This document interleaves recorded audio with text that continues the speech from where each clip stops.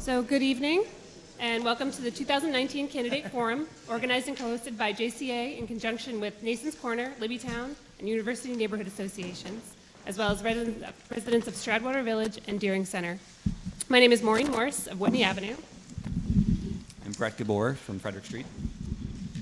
All questions for tonight's forum were submitted by Portland residents.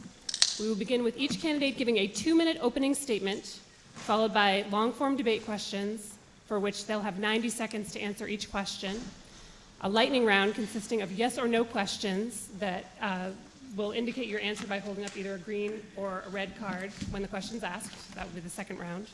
And then there'll be a brief trivia round with general Portland knowledge being tested. During the long-form questions, a card will be held up at the front to indicate that there are 20 seconds remaining in your 90-second time, as you can see. And when the time has elapsed, there will be a gong sound. And I've been informed by our timekeeper that there will be a terrible noise if speaking continues beyond that time.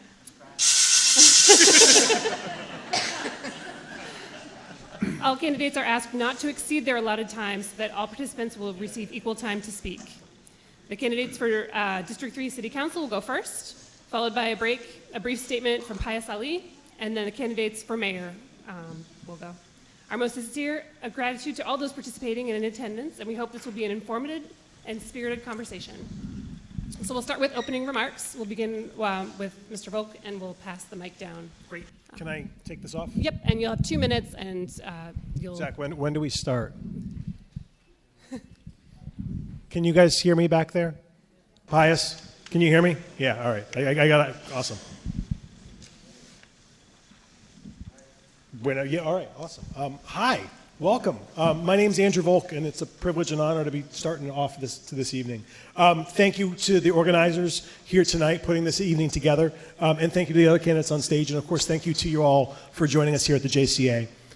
Tonight, and this venue in particular, is it's pretty special to me, actually. The last time I was here in this room was a couple months ago, earlier this year. My daughter graduated in the pre-K class from the previous school year's JCA here.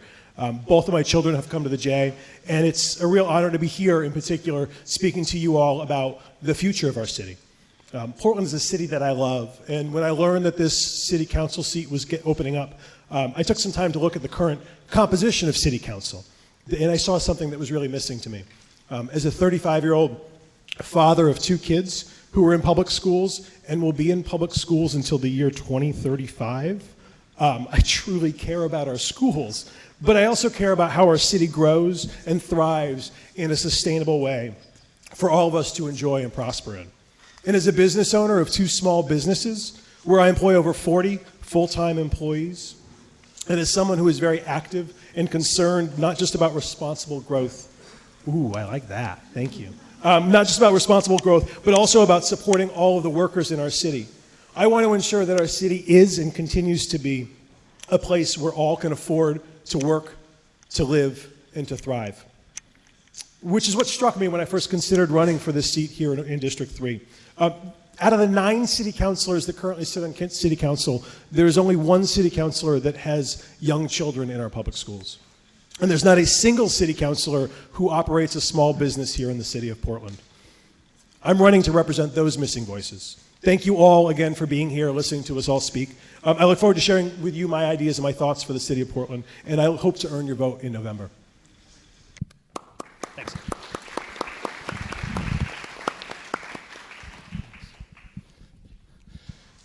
Good evening.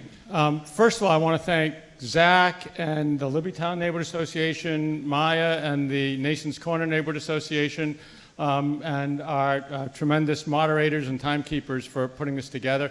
I also want to thank all of you for coming out to learn more about the 5 of us. Speaking of which, I guess democracy is alive and well in District 3, and I want to thank my 4 colleagues for offering themselves up along with me so you can make a choice who's going to be your District 3 representative. Let's give them all a round of applause.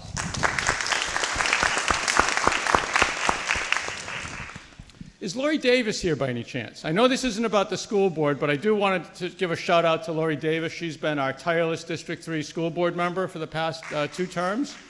Yeah? And I don't know if either Sam Rosenthal or Adam Burke are here. They're both running for District 3 School Board. Sam's here. Sam, thank you for running. I don't know if Adam's here, but again, Adam, yeah, thank you, great. Again, critically important seats, and one of the reasons I'm excited to run for the council is knowing how important it is to have the school board and the city council work in a collaborative fashion to make sure that our schools are the top quality schools that we all want and need, and every kid in Portland deserves. Briefly, since I don't want to run afoul of the timekeeper, there's three main reasons why I'm running for city council. One is that process matters. And in all honesty, 15, 18 months ago, we saw, in my opinion, process run amok around the relocation of the homeless shelter. And I sat around kitchen tables, living rooms, backyards with people first in Nason's Corner, then in Libbytown, and then in Riverton, and that was a bad process. So my pledge is to improve the process. We need to close the affordable housing gap, and we need to hardwire sustainability into all public policy-making decisions that we have. That's why I'm asking for your vote on November 5th, and I look forward to getting into more details as we go through.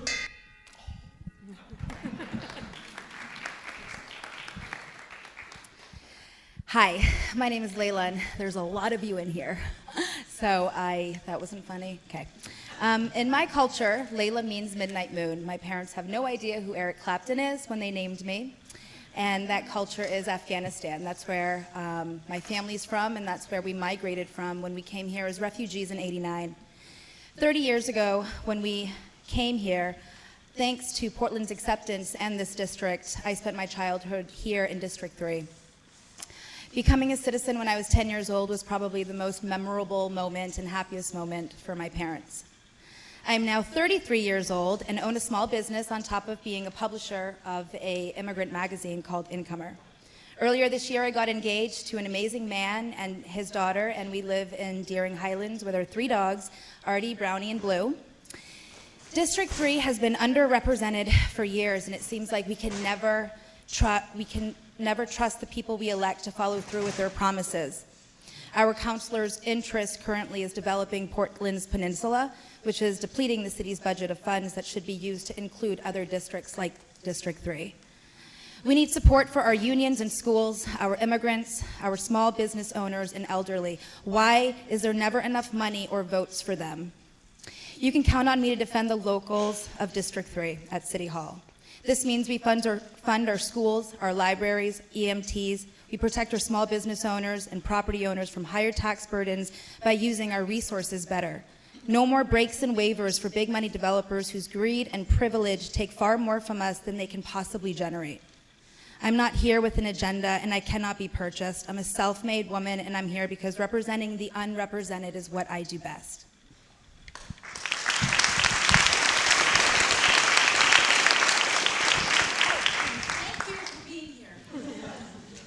Hi, I'm Andy Graham. There's a noise. I'm Andy Graham.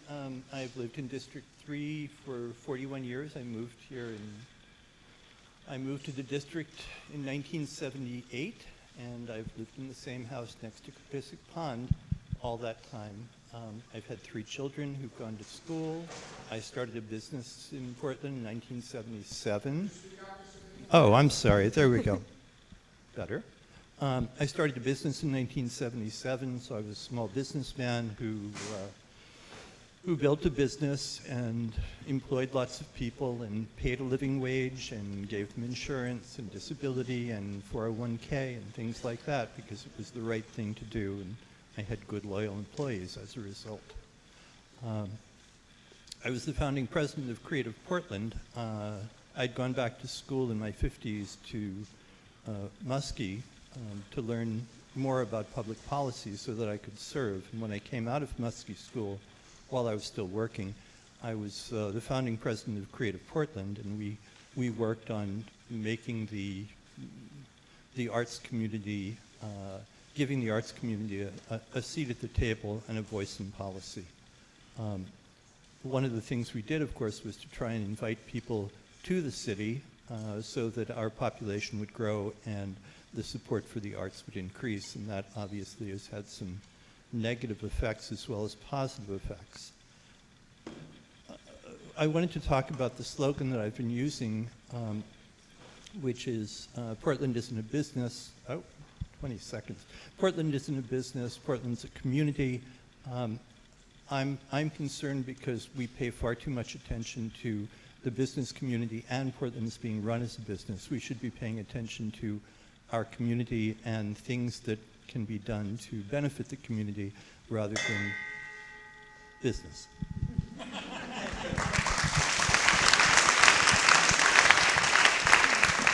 I'll thank everyone later when we have more time. It sounds like we have a marathon. So my name is Tae Chung, and I live at 98 Winding Way. I've been a homeowner there for about 20 years, and I've been a resident of Portland for over 40 years. I have 2 kids in the Portland school system, and I have 2 elderly parents that live about a mile and a half away from our house, and they live and depend on Social Security. I've knocked on about 1,000 doors, and I've listened to our neighbors, and I've been humbled by their responses. Our neighbors are concerned about people who are experiencing homelessness, immigrant integration. They're worried about the condition of our streets and sidewalks. They're also worried about property taxes, our schools, and they're also worried about how and in which direction our city is developing. Many believe that our city is developing in the wrong direction and that we should think about how to bring people together. And I believe that I can help. I have experience with City Hall. I was on the Portland School Committee. I was chair of Portland CDBG, which oversaw social service grants that we gave out as a committee. And I also worked for the Portland Police Department as a community policing liaison. And I use my MBA and my everyday job to create businesses and jobs for Catholic charities. And my personal, professional philosophy is servant leadership. I've devoted my entire life to servant leadership. A servant leader is someone who believes that they have the skills and confidence to bring everyone up and make sure that they all succeed rather than having a few succeed. And in order for be a servant leader, you have to have the skills and confidence to be able to lead, to listen, and collaborate. And I believe I have the skills to lead and collaborate. I've been listening and collaborating with neighborhood organizations and nonprofits for 25 years, and I hope to be your next city councilor for District 3. Thank you very much. Thank you very much. And so, Mr. Chong, you can hold on to the mic and we'll start. The first question on your end. And as I said, we'll have 90 seconds for each answer, and you'll have the same indicators of time. First question, how would you describe your political philosophy? Are you affiliated with any political movements or parties?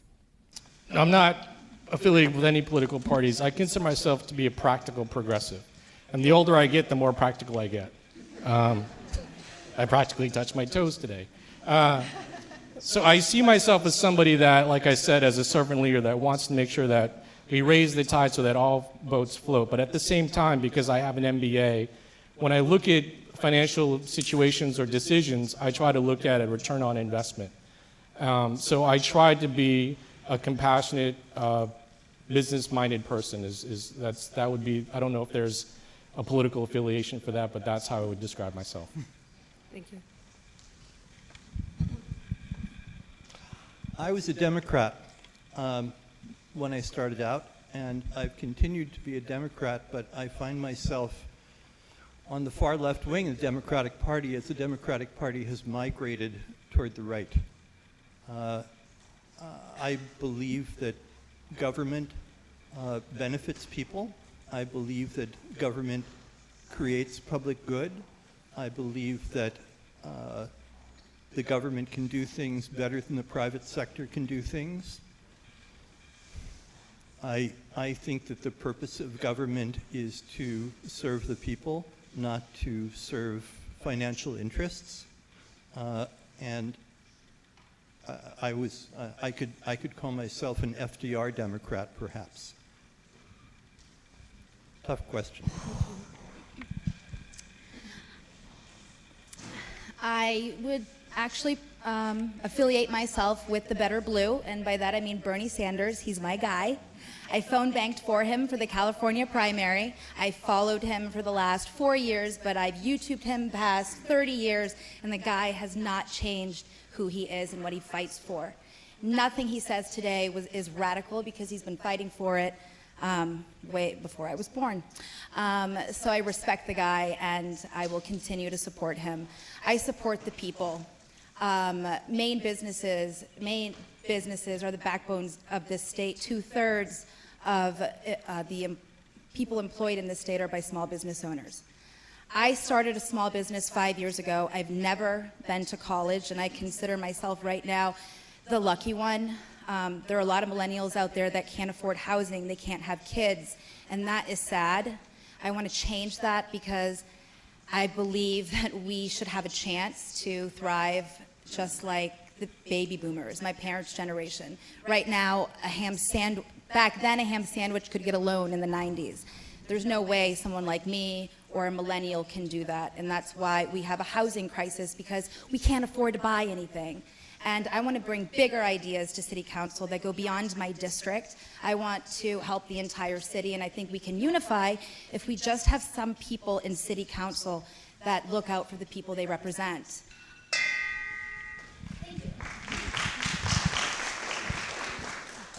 I guess I am a registered Democrat, having served in the state legislature representing a lot of the same district. I saw how hyper-partisanship can really get in the way of solving problems. The way I think we're supposed to work is, I'll give you an example of the affordable housing TIF bill. Well, when I was in the legislature, there was no such thing. And 2 Democrats, 2 Republicans, one from Cornville, Maine, one from Windham, Maine, one from Bar Harbor, and this guy from Portland, we worked together and we crafted and sponsored and wrote the first affordable housing TIF bill, which has since been used here in Portland and across the state. That's how we're supposed to get things done. What I love about local service on the council is that, as I say, there's no Democrat or Republican way to patch a pothole to plow a street. It's about solving problems. And that's how we worked when we did the traffic calming on all the streets between Congress and Brighton Avenue. That's how we worked together when Andy and I worked together and a lot of neighbors to restore Capissic Pond. It's about getting together, solving problems, starting with what you have in common and not focusing on what divides us. That's my philosophy on local service. And I think Tay actually said it best. That's, to me, what servant leadership is all about.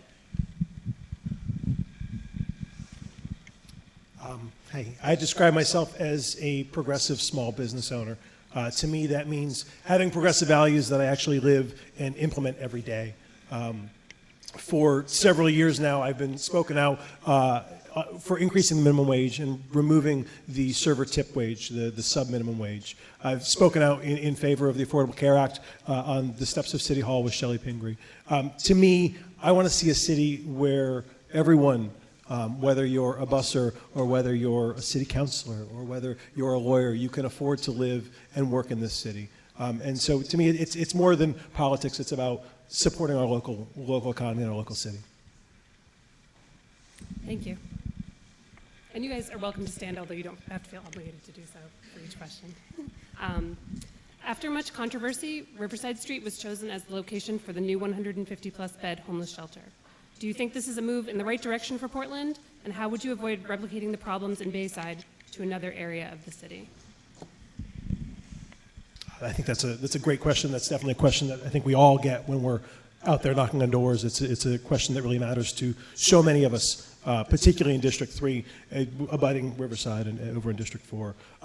In my mind, the Riverside shelter, the decision has been made by City Council, and we need, as a city, to make sure that mistakes aren't made, that we completely fund it in a way that makes sense, that we listen to the professionals when they say that we need to, where we put our resources. It's definitely a big issue facing the city, and I think that it's an important one that we get right this time. Great. Let me be clear. I feel, well, how many of you think that putting a 150-bed shelter out on Riverside Street is the best answer for Portland? Show of hands. Yeah, that's how I feel as well. As I said, a year and a half ago, when the city first said, well, let's put a 200-bed shelter in Nason's Corner, a lot of us thought that not only was that not a good idea, but the process was all wrong. There was no real meaningful way for community engagement. This is a tough issue. And so my view is, if elected to the City Council, I would ask my colleagues and whoever is serving as mayor, we'll get to see them in a little bit. Hopefully this question will come up for them as well. I'd love to see a task force appointed. Citizens can volunteer to serve on a task force. We need people from all across the city representing different points of view, But one thing they would have in common is a commitment to reach a consensus on how the city can do a better job managing its chronic homelessness. I chaired that committee, the Health and Human Services Committee, previously on the council. No one ever suggested building a mega shelter back then. Everyone said we need smaller shelters that we can better serve the needs of subsectors of the population, such as a dry shelter for people dealing with addiction issues, mental illness treatment, as well as what hopefully will come out of the Barron Center debacle is a shelter, basically a hospice shelter for seniors, which makes a ton of sense at the Barron Center. That was one good thing that came out of that process, and I was happy to be part of that. I think it's a horrible idea. I think we need to think about how many lives would be lost if we move the homeless shelter over by Riverside. I've had a business on Forest Ave for 5 years, and I'll tell you that the traffic is bumper to bumper, especially during the tourist seasons. And the fire department is going to spend not 20 minutes, but 2 hours, if not more, to get back from Riverside to the hospitals if someone is in need of medical care. I think that Portland has always had a homeless problem, and I feel like we've just shuffled this problem back and forth. And in the last 2 years, we have these developers that just want to clean up Portland of all of its disenfranchised and people that don't fit their bill. And I think that we should stand up to that, and I think we should put the homeless shelter in a place that gives them dignity and integrates them into the community and doesn't isolate them over on Riverside. This is something that we need to work together. And I think it can be done. I think we need to step up to the developers and the people that want to clean up Portland and the peninsula and let them know this is a home for everybody, even our homeless.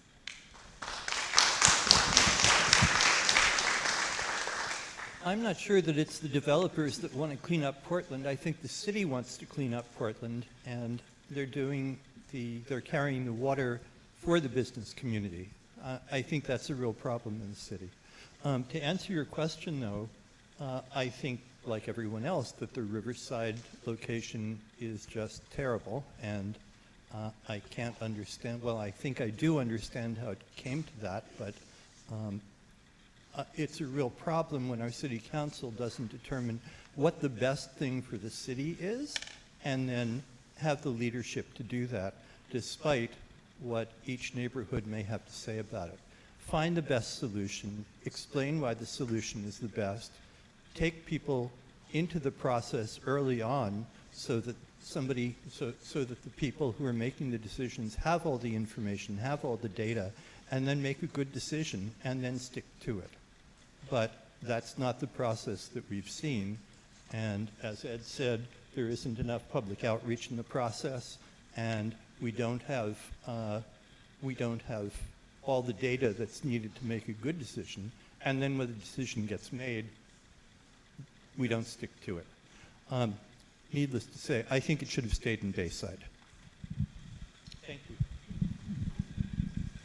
I think we all agree it was in the wrong location, and the process is not what it should have been. I used to be on the USM Department of Social Work Advisory Committee, and so this is an issue that's near and dear to my heart because I've spent 25 years working with people in poverty. For me, what I would have done is push back on the city council and talked about not just the financial costs, but all the other reverberating costs I would also have on nonprofits.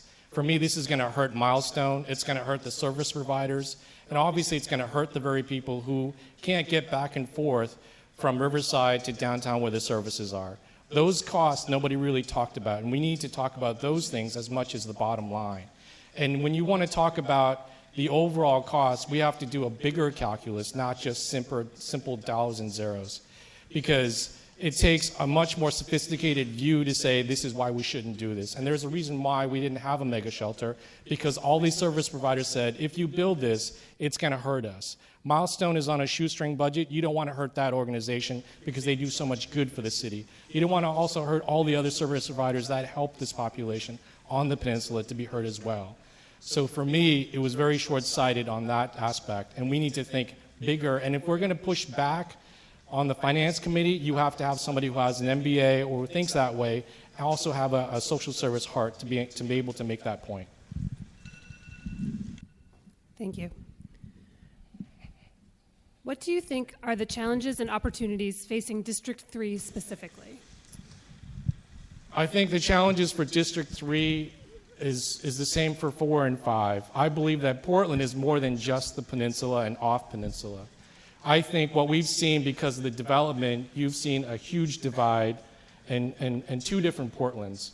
And what I'm most concerned about in Portland is losing our young people and housing our elderly, because Portland used to have 8,000 kids in the Portland school system in 2000. Now we have 6,500 kids.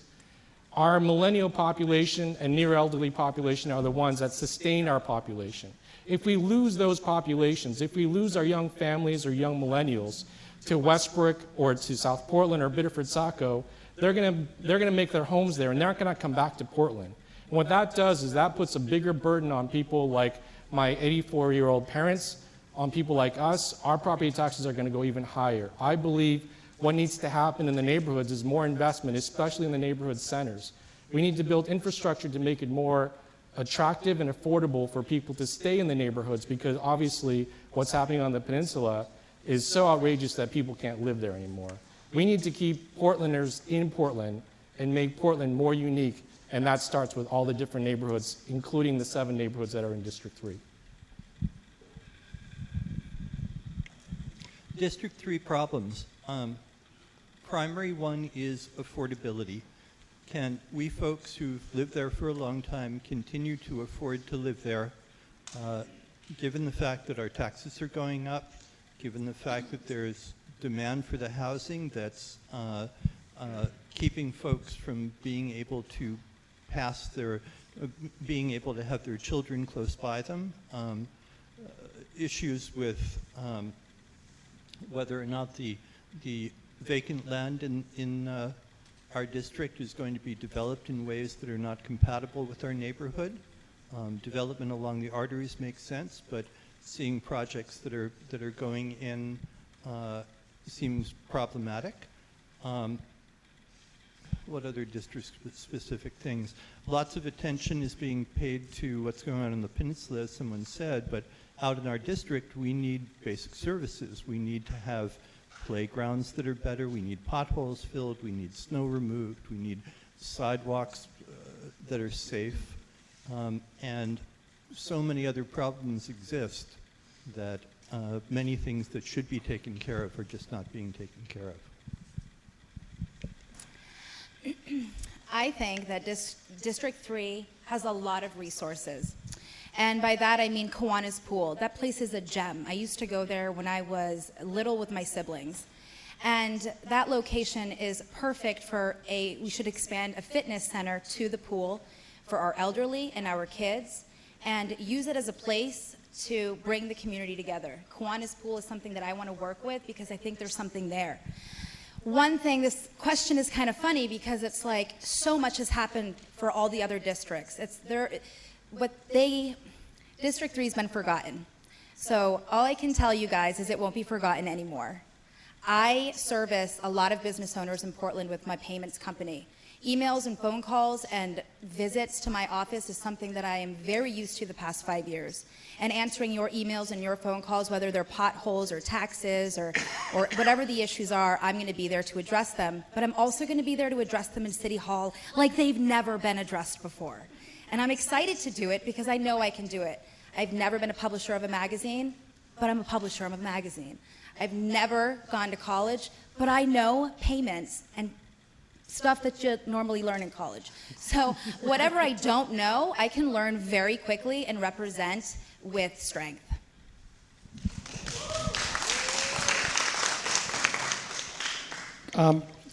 Just off the top of my head, some of the issues that I see and what I hear from people as I knock on doors and as I've been attending your neighborhood meetings for years, traffic, especially on the arterials, but cut-through traffic.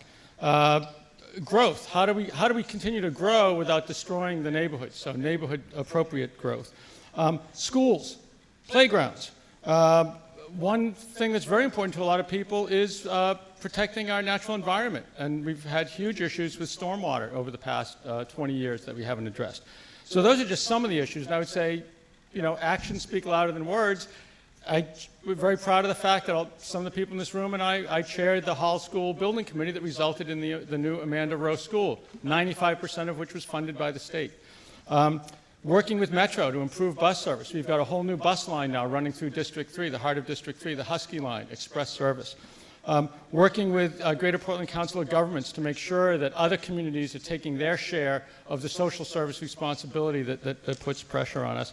And as I mentioned, one of the models that I used for process was what I led in terms of creating the stormwater fee, which was very controversial. It took 2 years, but we had a very diverse group of stakeholders to come together, environmentalists, business people, homeowners, that agreed we needed to do something to clean up and stop raw sewage from flowing into our rivers, like the Fore River right here. So those are some of the things that I see as being ongoing needs of District 3. I think we all nailed it. Affordable housing and growth are two of the biggest things that is facing District 3 and the rest of the city. I think that this city needs to think about how we're growing. I'm a restaurant owner. I'm not a developer. I'm not a city planner. But if I look at a map of the city of Portland, District 3 is where we're going to be growing for the next 5, 10, 15 years. And we need to sit and think hard now about how we represent our values in that growth. We need to work in a different way than we currently work on the peninsula in seeing that growth. We need to define transit corridors and support those transit corridors better. But that growth to me is inspiring. I think that we have a huge opportunity to have a strong representative in District 3 who sees the future and sees what this district can and should be. Bless you, sir. To me, District 3 is the future of our city, and I'm really excited that so many people have turned out and care so much about District 3. Thank you. What can be done to reduce property tax burdens? This is a question that I know every single one of us gets probably at every third door. Property taxes are probably, along with affordable housing, one of the biggest questions that we get, that I certainly get when I'm out talking to people. It is such a complicated and big issue, and I think that it needs to be looked at not just at the city council level, but at the state level as well. We all understand that the city is growing and that the value of our city is growing, but to be able to make sure that matches with the state and make sure that the funding formula at the state level is fair and is incredibly important. To me, the most important value that I can give and that any city councilor can give beyond fighting for a fair funding formula and fair property tax at the state level is to be able to convey to everybody, to every constituent in our district, where that money is going and why we're spending it. I think that the scariest thing as a homeowner is to pay taxes to the state, not exactly know where it comes back to the city, and then not know how it's spent. And to be able to be clear on that is the most important thing as a city councilor. Thanks. The current mill rate in the city of Portland is $23.31 per thousand of the value of your home. That's a 3.7% increase over the previous year. I get a question oftentimes saying, with all the new growth in Portland, why aren't my property taxes going down? And as a former finance committee member who studied the budget, that one of the challenges is the biggest chunk of the city's budget is personnel costs to fund all the departments that provide all the services. Every year there's cost of living increases, there's health insurance increases, so the total amount of new valuation in the city, the new growth in the city, doesn't even cover completely the annual increases just to stay even. So what I would say is that from a budgeting standpoint, budgets are about making choices. If we don't want to see property taxes going up and up and up faster than the rate of inflation, then it means we have to make some tough choices. And we have to do this collaboratively with our folks, our partners on the school board. We have to figure out, is there a more efficient way of doing things? I know I ruffled some feathers at times when I was on the council because I asked some tough questions on departments. Why is our staffing levels in one department 5 times higher than every other city in New England of a comparable size? Those are the kind of questions that I think a councilor needs to ask if you really want to make a meaningful effort at reducing the property tax burden on folks here in the city of Portland. Property tax is a very regressive tax. The value of your property has nothing to do typically with your ability to pay. So that's what I think we need to focus. So I don't know much about property tax, but I know this. It hasn't been assessed in a really long time. So when you look at all of the homes in the West End and the East End that haven't been assessed, they're not paying the property tax that they should be paying. And I hate to say this, but I tax the rich. I mean the super rich, and by that I mean firefighters, libraries, schools, hospitals, roads, programs. These things cost money. And the elderly folks in our community, they need tax relief. So what we should do is we should subsidize for them entities that are not in Maine. If you're an outer-state developer and you've bought up a block, you're an outer-state entity, your property tax should be higher. And in return, the relief should go to the elderly. The relief should go to those who need it most because they're the ones that are most vulnerable. And we have a really depleting population. We can't afford to lose anybody. But the rich are coming here, and they're coming here because climate change is good for Maine. I don't know if you guys know that, but it's true. It's not good, but I think you guys know what I mean. And we have the people here. We should tax them. We just need somebody on the council to say it, and I will say it. And I think we're all going to be happy for it.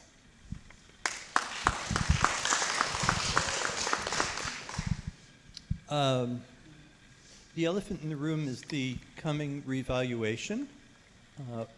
We don't know what's going to happen, but we know that the value of all of our homes is going to go up, and whether the proportion that it goes up in District 3 is going to be as great as the proportion it goes up on the peninsula will really affect what our taxes are going to be. If our rate of increase is, say, 20% and their rate of increase is 30%, our taxes will go down as we rejigger the formula.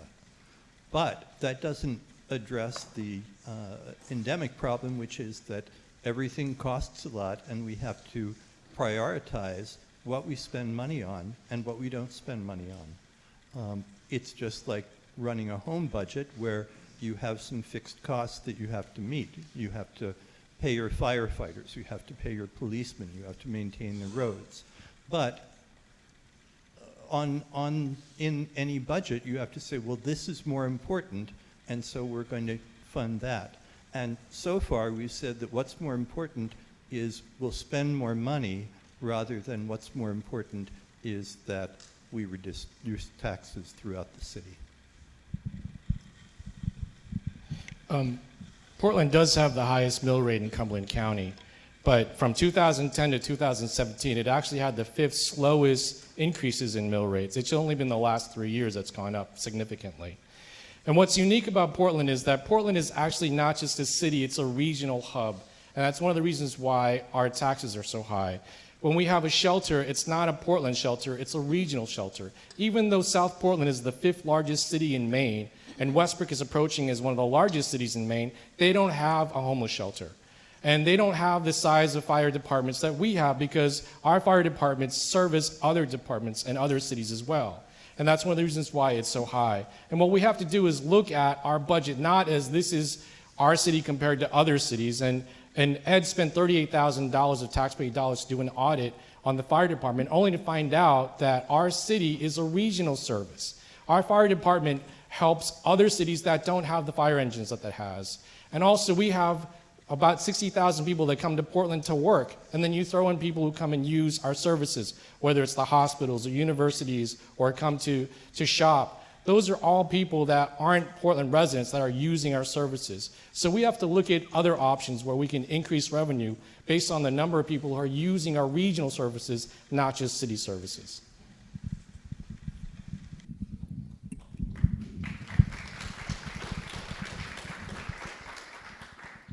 Next question is, if you had to cut 5% from the city budget, in what areas would you look first?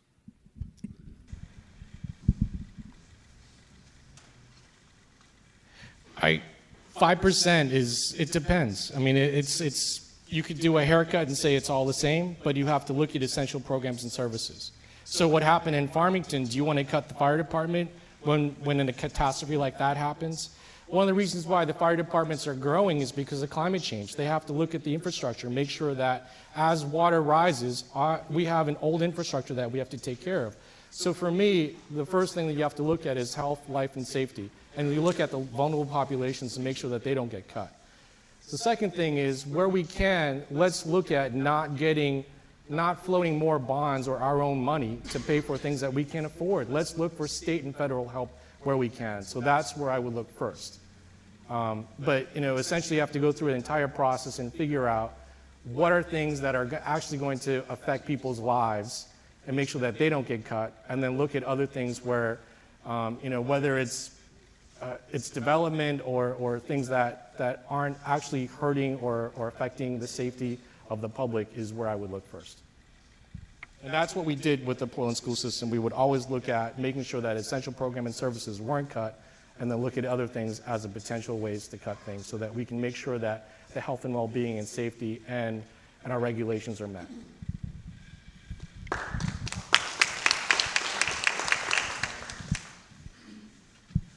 I would probably say that if I was looking for places to cut, I would look for services that we're providing to the development community and the business community that they should be providing to themselves. I think that there's been emphasis on economic development, but the development that we've seen has not necessarily been good jobs, and the development that we've seen has been very homegrown. Things that have been successful have been things like IDAX and WEX, which started from nothing and then grew and grew and grew in Portland, rather than creating opportunities for out-of-state folks to come here and build things. Somebody's quacking. That said, I think cutting 5% is really hard to do. And again, you have to prioritize what's needed. As Tay said, you don't want to cut services that are keeping people alive, or that are fighting fires or providing police services, or fixing potholes or moving snow. But until a really close look at the budget happens, we don't really know what they are. Of course, when the budget comes through, it's designed by the city manager, and so it's going to have the city manager's thoughts built into it when it goes to the finance committee. That may be an issue as well.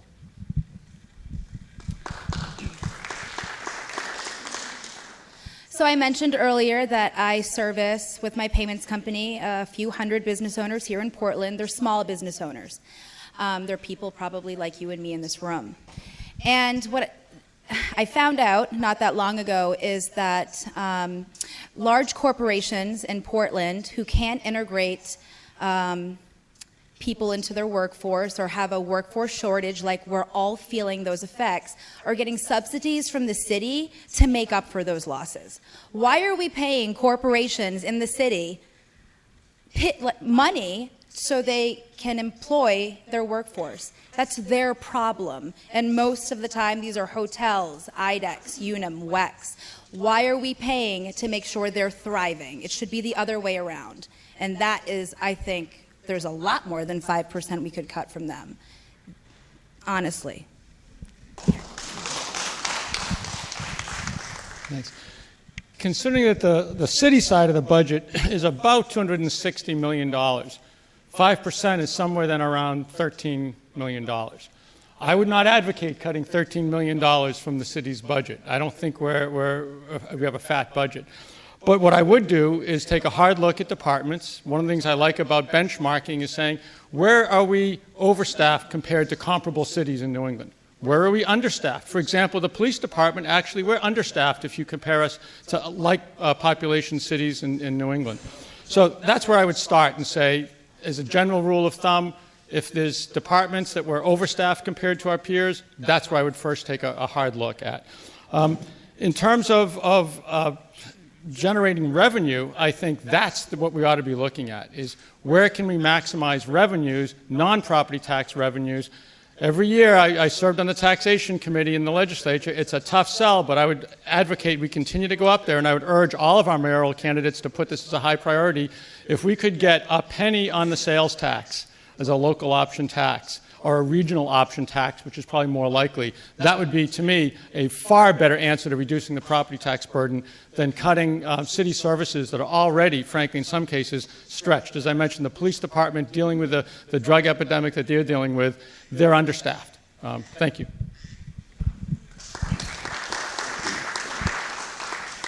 I think Ed's right. 5% is a lot of money. And it would be very hard to find that $13 million. Thank you for doing the math for all of us. I appreciate that. It would be very hard to find that $13 million in just cuts. I think that looking at revenue, looking at other avenues of revenue, looking at other areas where we provide subsidies is the important part. To further Ed's point about the local option tax, as a business owner, I own two restaurants here in town.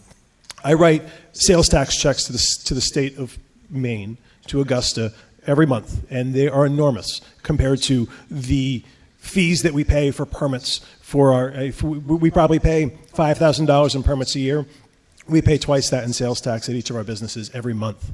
To be able to find some local option, as a restaurant owner, I would welcome a tax on restaurants, a sales tax on restaurants. That is one of the biggest industries here in town.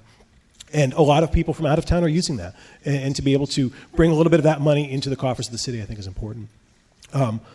Additionally, I want to take a moment. I know there are a number of firefighters, there are a number of teachers here in the room tonight, and I just want to take a moment to speak to you. I would not balance the budget on the backs of firefighters and teachers. I think that's not the way to do it. I really appreciate all of your service. Thank you.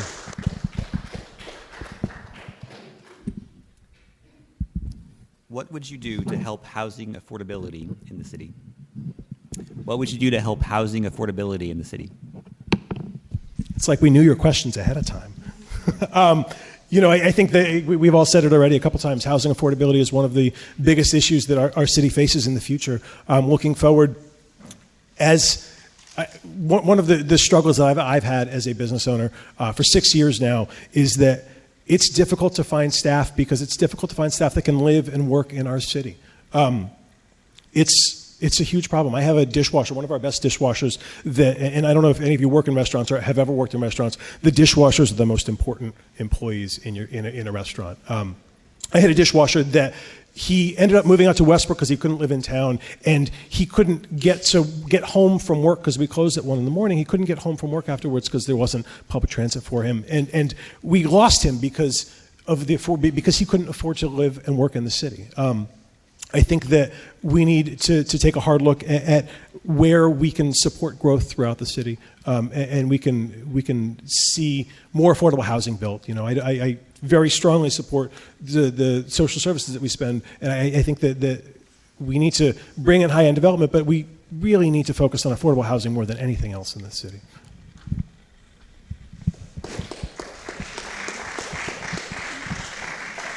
Another quick show of hands. How many of you have heard of the Recode Committee or the Recode process in Portland? Okay, a few of you. One of the things that, to me, is the first thing that I would seek to do as a counselor is to engage with my colleagues on the council and the new mayor, as well as the public, to focus on removing regulatory barriers to the creation of all types of affordable housing here in Portland. Our land use code, our zoning regulations, they can be kind of dry, I admit, and maybe the inner geek in me loves this stuff, but that's what's standing in the way of both not-for-profit and for-profit developers from building more housing in the city of Portland. We need to allow sufficient density. We should have density bonuses for lifetime guarantees of affordable housing. That, to me, is very important, but you can't do that without an active public engagement process. Because if you do that without engaging the public, when it finally comes out, there will be a huge backlash. So we need to do a much better job of engaging people on that. I think another point, and especially for District 3, I hear it all the time from people, we need to remove the barriers to developing accessory dwelling units, formerly known as in-law units, accessory dwelling units. I also think that one way we can help the affordable housing challenge is continuing to improve our public transit system. I'm passionate about public transit because it helps people get, and Andrew just said, some of the challenges, 1 a.m, not so good. But for the rest of the day, if we can help people move around, that gives them more opportunity. So this is a great one for me because my parents, who are in the room right now, actually help low-income families in Portland and work with the city and the shelters to place low-income families. They have over 100 units from the last 25 years of building their real estate empire here in Portland, and every single unit is an affordable housing unit. So 2 years ago, I purchased my first 2-unit, and I have 2 families, immigrant refugees, that occupy both units, and it's affordable housing. And I have a lot of ideas on how we can stop developers from slashing affordable housing. Let's look at Bayside Village. It just got sold to Port Property Management. Port Property Management is my landlord in my office that I have in Longfellow Square. When he first saw me, he looked at me and he said, "Hey, don't you need an $800 check because you're running for city council?" I didn't know about finance law, so I really didn't answer him, but yeah, I need money. I didn't get a penny because he knows that I side with our current mayor.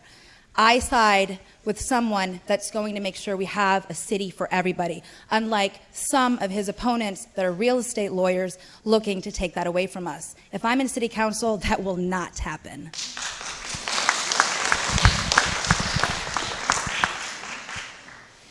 As a business person and Muskie, I learned to do the research and to gather the data before I made a decision or to make a recommendation. That means to me reaching out to all people in the community who have an interest and have concerns about that. And that means everybody from developers to real estate people to Portland Housing Authority to the community to try and discover both what people want and what people need. In starting to do that, what I'm learning is we can do lots of high-end housing, we do, and people can do lots of low-income housing because it's subsidized by federal dollars. The hole that we have in the market is the middle-class hole, and that's the piece that needs to be addressed.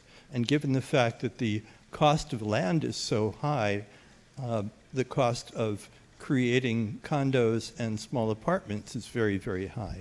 So one of the ideas that I've had is to open up the city's land bank and for the city to offer $1 a year leases for a period of time so that homes and apartments and condos can be built more affordably and address specifically this 120%, 150% median income. Thanks.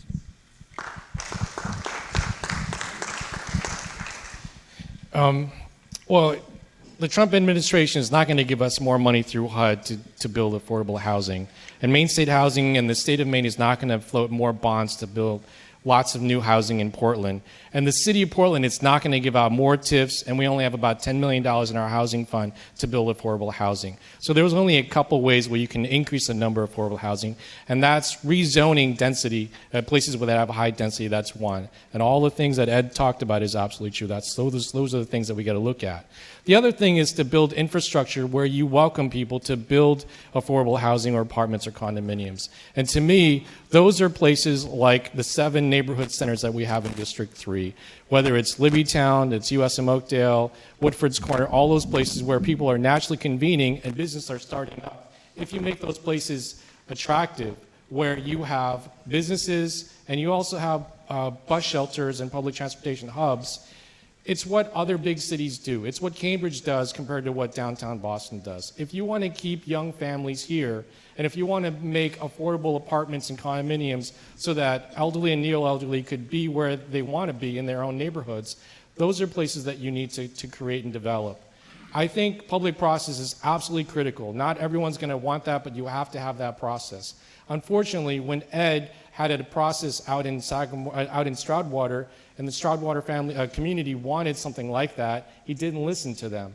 And what I will promise to you is that I will believe in transparency and actually listening to people and following through and not having any surprises.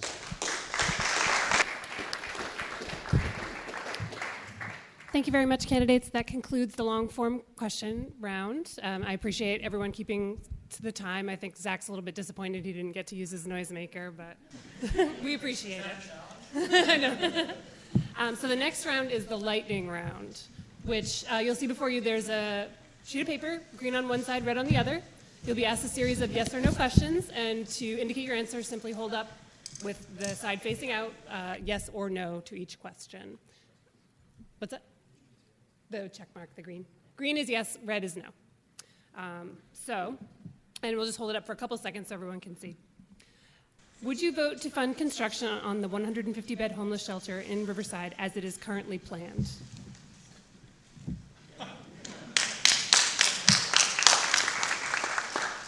Would you ban non-owner occupied Airbnbs in a way similar to South Portland?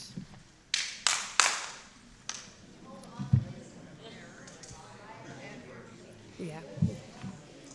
Do you favor using city-owned land to develop affordable housing? Do you favor using city-owned land to develop affordable housing? Would you support a charter reform to eliminate the city manager position and install an executive mayor?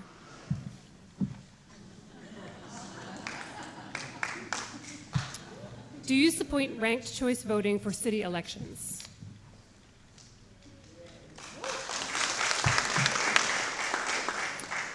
Do you support public clean election funding for municipal elections?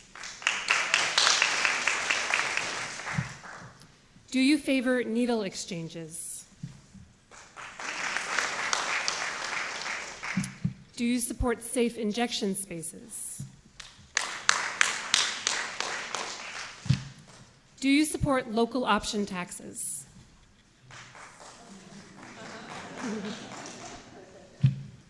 Do you favor making Congress and Park two-way? A very hot topic in district. Considering all modes from transportation such as cars, transit, and cycling. Oh wait, that's not supposed to be in there. Sorry, blooper reel. Just kidding. Do you support any form of rent stabilization?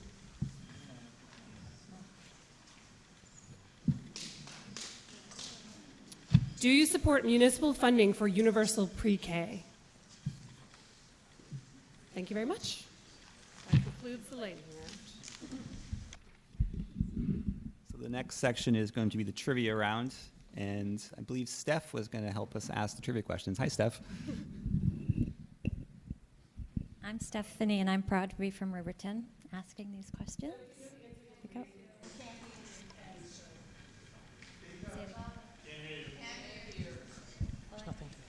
So just raise your hand if you know the answer, and one of the spotters in the audience will decide who raised their hand first, and then you'll get a chance to answer the question. Name 4 neighborhood associations in District 3.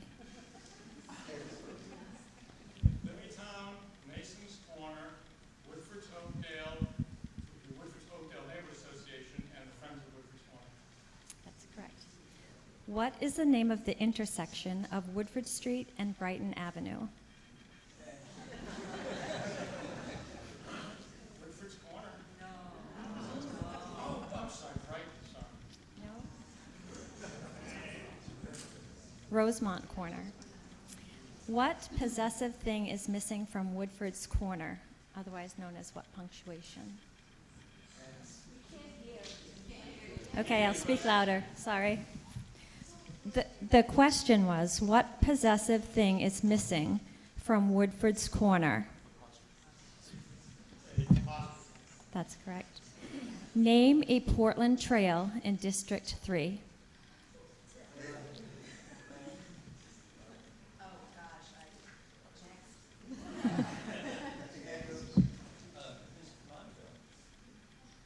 I'm sorry? Yes.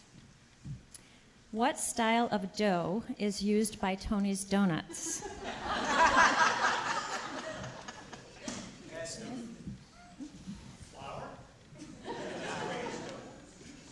It's cake, not yeast. Yep, that's correct. What restaurant will be relocating to the former Espo's location? That's correct. Where is the roof of the old Union Station train shed now located? Thompson's Point. That's correct. The Portland Jetport designated with what acronym? PWM. What does PWM stand for? That's correct. Thank you, Stephanie. So That's not correct. we'll now conclude with closing statements. I think Tay had the mic. So you'll have up to 3 minutes to make your closing statement, and that will conclude today's debate. I want to thank you all for coming, and I want to thank the organizers for putting this event. And I want to thank the other candidates for wonderful interaction and part of the democratic process that we were all involved today. I just want to say that government is about compromise, and it's not as quick as you want it to be, but that's because we have so many different points of view. As you saw, we have 5 different points of view, and so many different constituents. And even within District 3, there are 7 different neighborhoods. And we have an incredible diverse population now.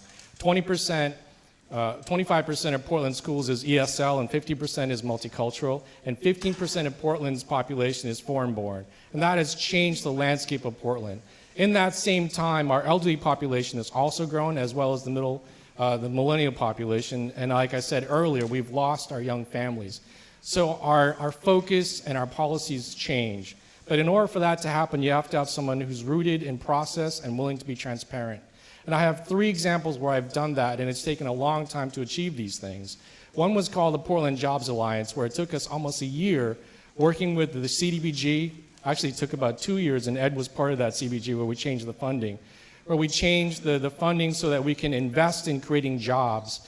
And that took us almost 2 years of strategic planning on Thursday nights, I believe, with Ed and a couple other people, to change the funding so that we can create funding to create jobs for low-income people in Portland. And that led to almost 400 people getting jobs through the Portland Jobs Alliance. And in order for that to happen, Gerald Chauvel and I worked with, when I was at CEI, we worked with about 6 different social service agencies so that we could all agree on coming up with one application form so that we can process as many people as possible. I also did that with LANA, which is Language Access for New Americans, and that took about 3 years for that to happen. In order for that to happen, we had to rally all these funders together in a room, as well as service providers that work with immigrants and refugees, and said, what is the one topic that we can all agree on that's going to raise the tide and float all boats? And which is, prior to LANA, there was no standard for interpreters in the state of Maine. Literally, there were stories where you would have a child interpret for their parent that they had, terminal cancer. And in fact, in the state of Maine, Maine Medical Center was the first hospital, the first public entity to be sued for language, for denial of language access. And LANA was able to do that, and I was able to work with all these different service providers and funders to make that happen. The third is, it took me about 4 years working with other committee members on CBD to change our funding. Prior to, when I was on the board, we would always have a cookie cutter kind of formula, and we pushed back. And because we were able to push back and change the funding formula, we were able to fund 2 new organizations. Cultivating Communities wouldn't have happened if we didn't dog the council and ask them to change, as well as the bicycle hub, which is now the gear hub. So I promise you that I will be transparent and I will work behind the scenes to make those things happen. Thank you.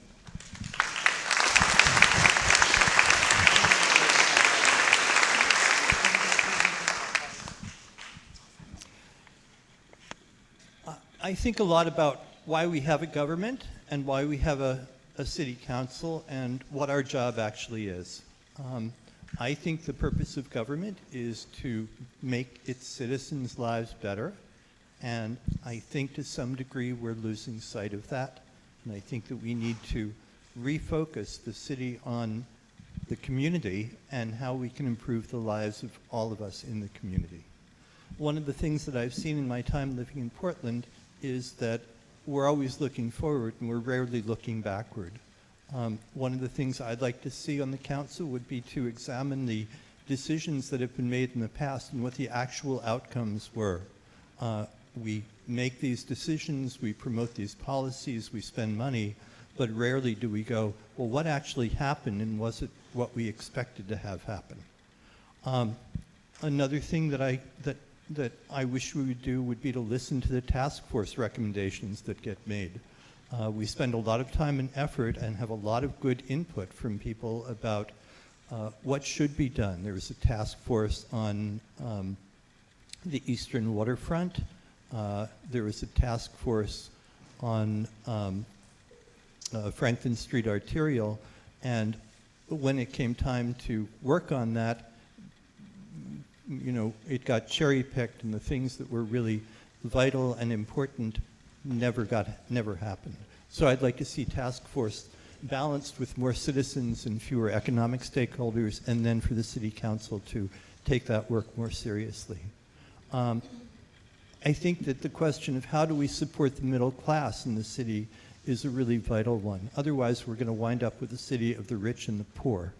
And we want to find ways to support unions. We've lost the middle class because unionism has been vilified over the past 30 years. When we had unions, we had good jobs, and we had families who were able to afford to live in decent housing and not have to take 2 jobs. So I would like to see the city of Portland support unions, insist on using union labor when they do jobs in the city, and to ask the developers, or to demand the developers use union people to do the work on their buildings. How can change be made? We've heard a lot of great ideas and great intentions, but trying to actually do these things is really hard. Every candidate makes promises, and we rarely see them happen. I'd like to focus on one big thing. There's some important thing that is overriding that we should really focus on. Perhaps that's housing, perhaps that's climate change, perhaps it's something else. Thank you.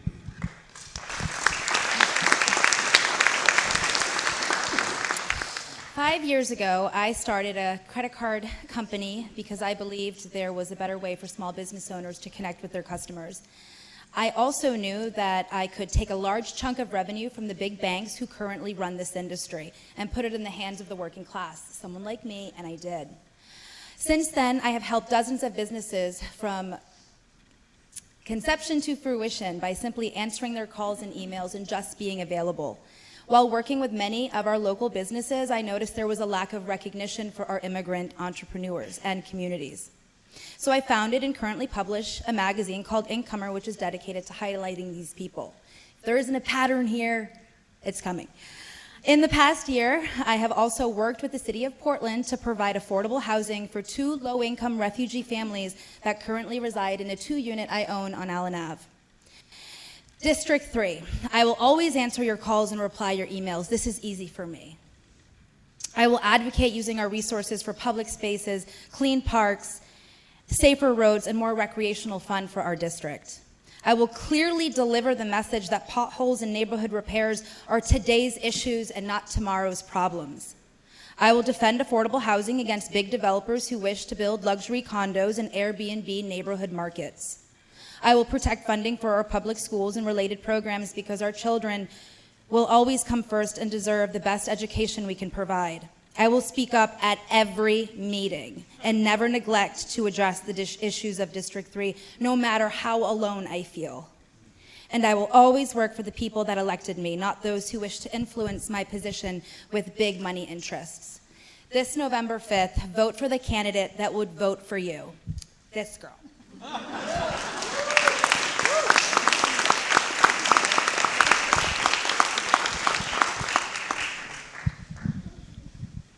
Thank you. Once again, really appreciate the efforts of the Libertytown Neighborhood Association and the Nason's Corner Neighborhood Association for pulling us all together. This is one heck of a turnout, and thank you all for coming out. And I want to, again, thank my colleagues up here because it's great to have choices, isn't it? And you've got some great choices up here. So why am I running and why am I asking for your vote on November 5th? Well, I think Woody Allen said 99% of success is showing up.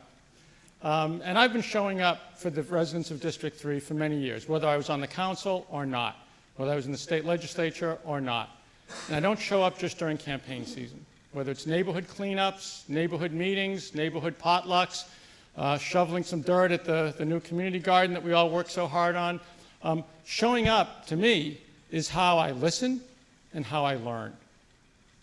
Because, and Zach is the one that I always associate with saying this, the city council and city staff don't have a monopoly on good ideas. It's why my route and what I've learned even more so over the past 3 years watching the shelter debacle unfold was citizen engagement. As I said, I've led task forces on very controversial issues, stormwater fees, disposable bag fees, both of which took time, took effort, put diverse people in the room. Some of my colleagues thought that nothing good was going to come out of either one of these task forces because the room was so diverse. But we took the time to listen and learn from each other, and we ended up with really landmark ordinances. The bag fee was the first in the state of Maine. We led the whole state, and now the legislature passed a plastic bag ban for statewide now, after we got 20 other communities to follow Portland's lead. So I'm not afraid to take a strong position, which is why, as my postcard says, a strong leader who listens and learns. Listening to the residents of District 3, whether it was working with Andy and Don and Steve Andrews and Lois Winter on the Capissic Pond project, the road diet we did over on Outer Congress Street to improve the pedestrian and bike safety in Stroudwater, all of the traffic calming from Douglas Street all the way over to Craigie Street. Instead of doing one street, we did it all. As I said, pulling people together to work on the replacement for the Hall School with the beautiful Amanda Rowe School. It's getting people together, it's listening, it's learning. It's not always glamorous, is it?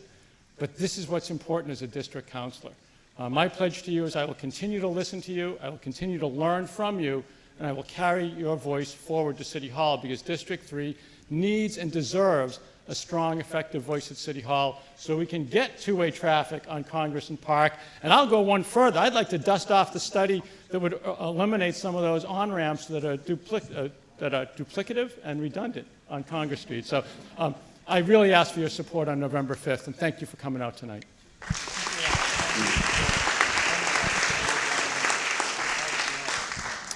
I have the unique opportunity, I guess, to close out this portion of the evening. I'll keep it short. I know that many of you here are here for this, but so many of you more are here to hear Pious and then the mayor and the mayoral candidates speak as well. I do want to thank and repeat what I think we all have said. Thank you, everybody, for showing up tonight, being part of this. Thank you to all the neighborhood associations for putting tonight together, organizing tonight. Thank you to the JCA for hosting us.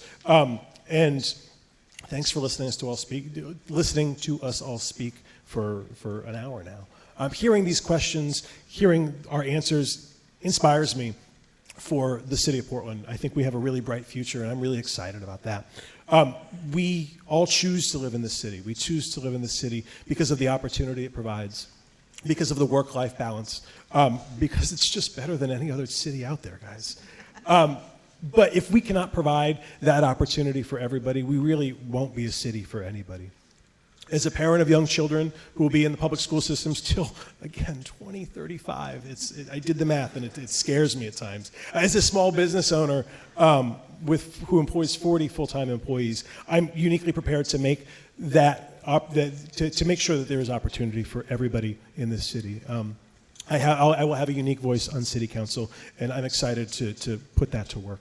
I look forward to connecting to many more of you face-to-face tonight or out on doors over the next 6 weeks, 5 weeks. And if you are excited about this, please find some people with Andrew Volk t-shirts, put your email down. I'd love to get you out there with us. Thank you all. Thank you to everybody, and have a great night.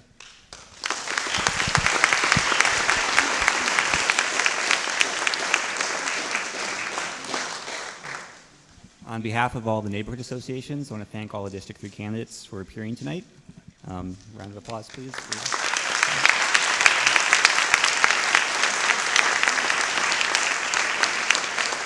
And we're going to break until 7:30, and Pious Ali will speak. He's running for the at-large seat. And then at 7:35, we'll start the mayoral debate forum. All right, thank you, everyone.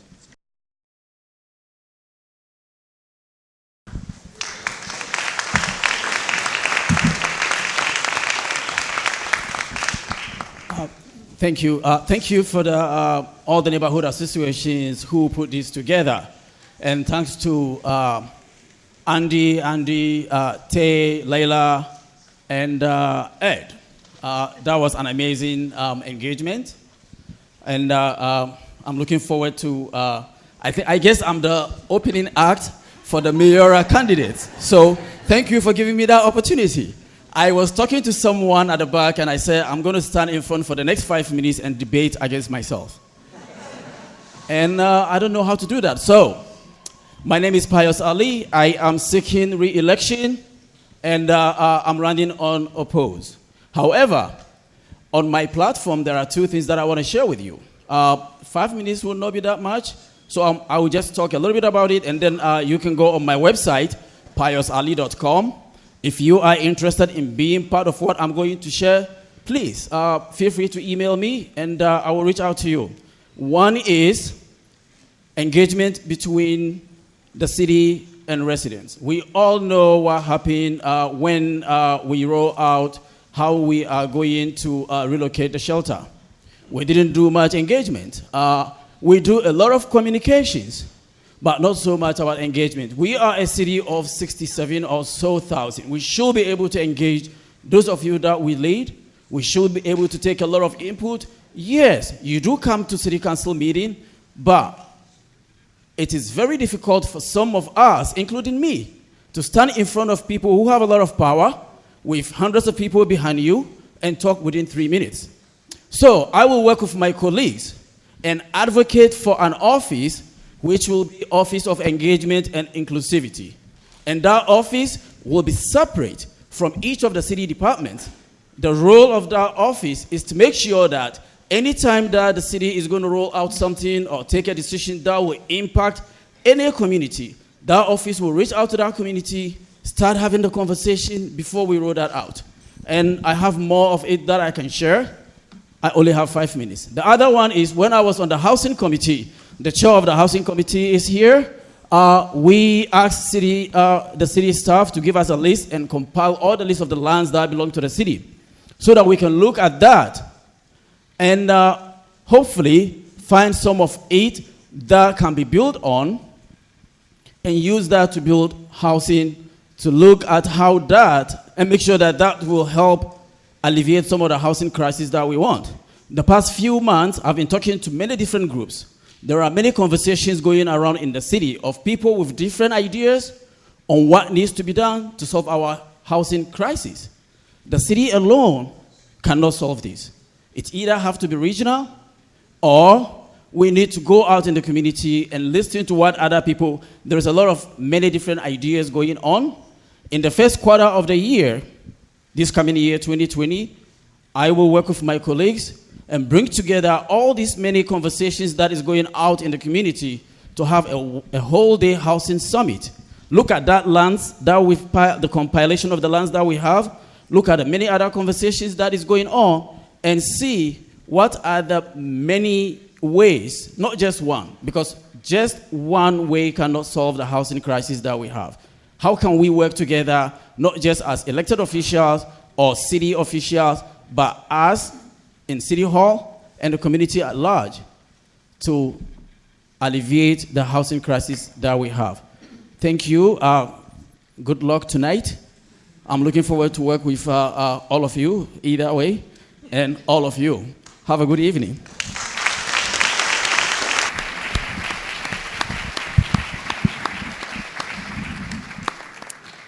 So begins the mayoral race portion of tonight's forum. As before, we will begin with an opening statement from each candidate, which can be up to 2 minutes in length, and then we'll begin with long-form questions.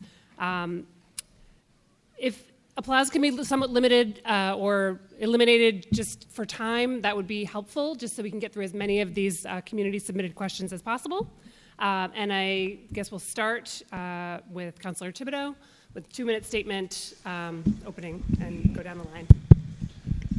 Thank you very much. Thank you to the Libbytown Neighborhood Organization for putting this on. Thank you all for being here. My name is Spencer Thibodeau, and I have the unique honor to run to be the next mayor of my hometown.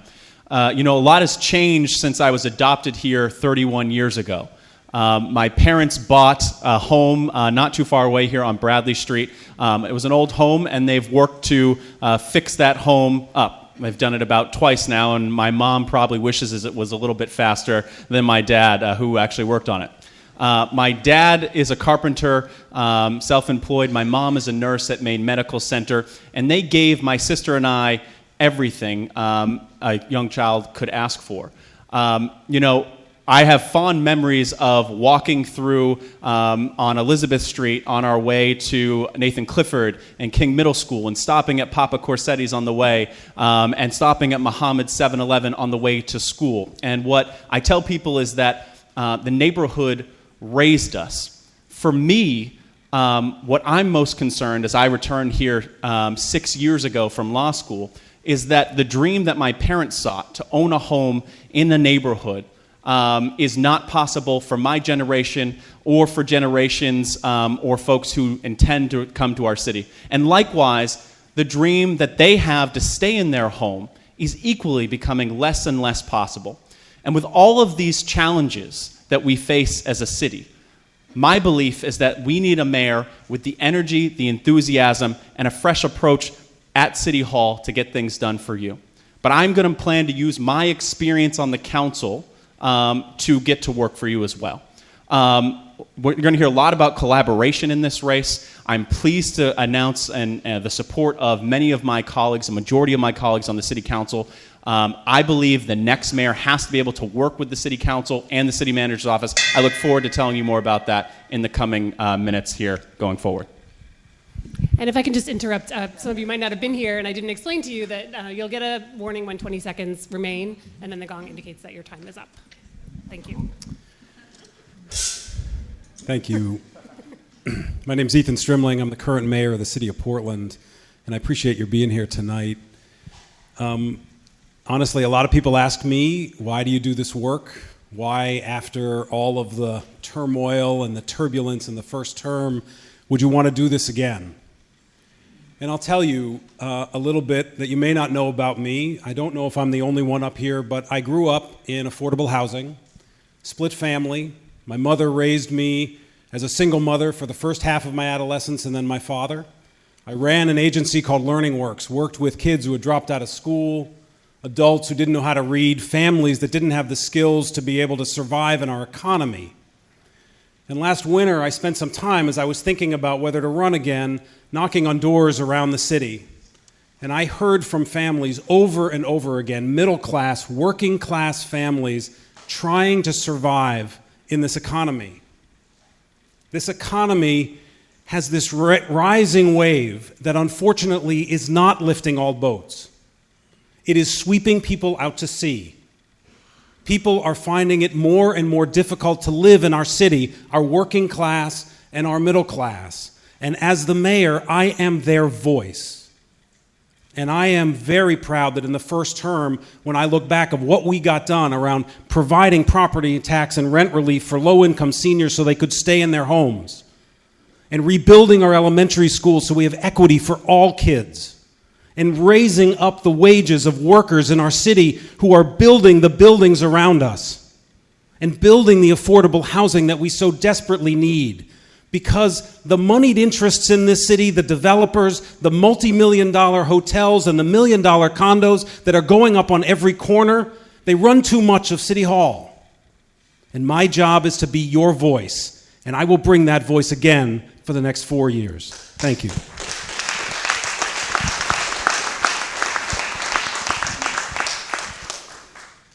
Good evening, everybody. My name is Kate Snyder, and I'm running to be your next mayor. I was pleased to be here earlier this evening as a resident of District 3. My husband and I have owned our house on Kenwood Street for 22 years. We have 3 children who were born in Portland and attended Portland Public Schools. We love this city.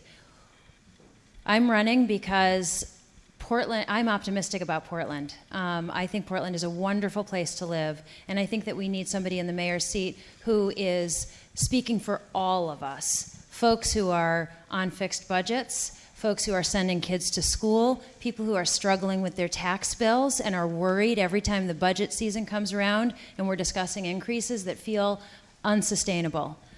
I served for 6 years as an elected official in Portland. I was on the school board as an at-large representative. 4 of my 6 years, I was elected by my colleagues on the board to be in leadership positions, 2 years as finance chair and 2 years as chair of the board. Many of you may recall that 2007 was a tough year for Portland Public Schools. We ran a deficit, and the city took over the school's finances. And my colleagues on the board and I quickly learned how to work as a team and how to work with folks at City Hall, both the elected officials and staff, to right the ship. And then the recession hit. So what turned out as a difficult start remained a difficult and tough and challenging period of time because the economy had people losing jobs, taking pay cuts like we did in our house, and significantly worried not only about their tax bill, but every bill that was coming through. I have the experience of being an elected official in Portland who understands how to manage through the tough times and is exceedingly optimistic about our thriving and growing and healthy city that we need to continue to invest in and work together so that we're making good choices and we have good outcomes as a community. Thank you.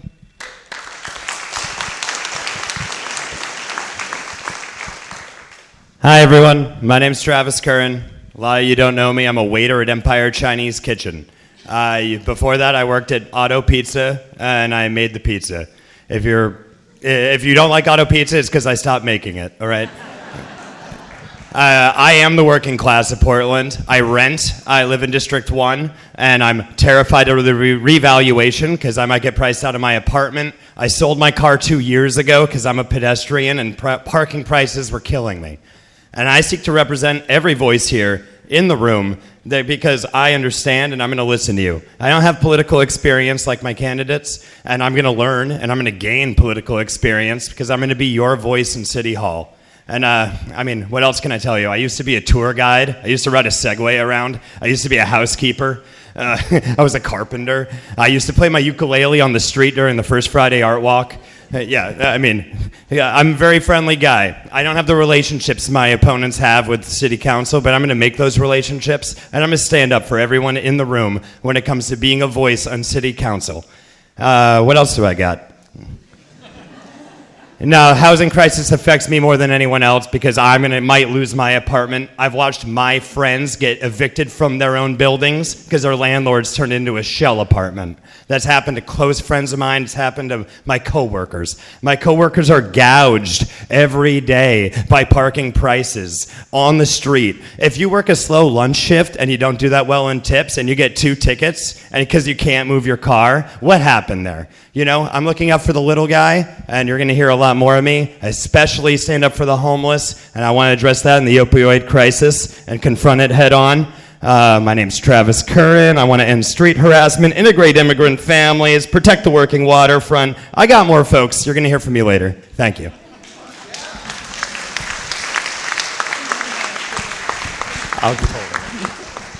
Thank you. Yep, so actually, we'll start with you, Mr. Curran, for the next portion. These are the long-form questions. Each candidate will have 90 seconds to respond, and the same time indicators will be posted when you're close to the end of your time. First question, how would you describe your political philosophy? Are you affiliated with any political movements or parties? I was raised a bleeding heart liberal by my mother. She was a school teacher, and then a hardcore blue-collar working class from my father. He worked for Amtrak. He built the Downeaster. When it comes to my politics, I'm a humanist. I want to look out for everybody, not just the working class, but also the upper class, the middle class, and the lower class. The people that we don't really care about. I'm looking out for dishwashers, prep cooks, line cooks, sous chefs, waiters, baristas, cashiers, the people that make our city run, the people who's going to serve the lobster rolls to Massachusetts when we all have to move to Westbrook. I'm not.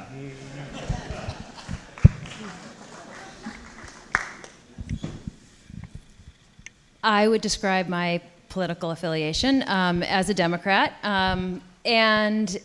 but I think what's so important to me, and I don't love the labels, right? I think that we get mired in labels, and those are the things that divide us.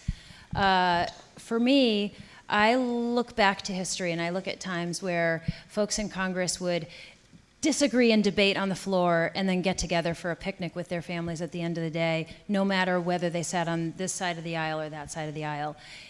working together in Portland is so important because we are one community. And whether you live on Peninsula or off Peninsula, whether you live in District 3 or District 5, we're each other's neighbors. And when I see policies and activism that seek to divide us, that worries me. Because at the end of the day, I know that on November 6th, I'm going to wake up and I'm still going to live on Kenwood Street. And I'm still going to have raised kids alongside so many folks in this community who are parents. And this is where I live and this is my home. So it's so important for me to be able to have positive, productive dialogue and debate and yet always keep the eye on the prize, which is what's the outcome we seek. If it's affordable housing, let's find a way to compromise and agree. I think that compromise is the gold standard of public policy making, which really requires folks to genuinely come to the table, share their perspectives, and work together to give a little and get a little so that everybody can walk away with their voice having been heard and part of the outcome.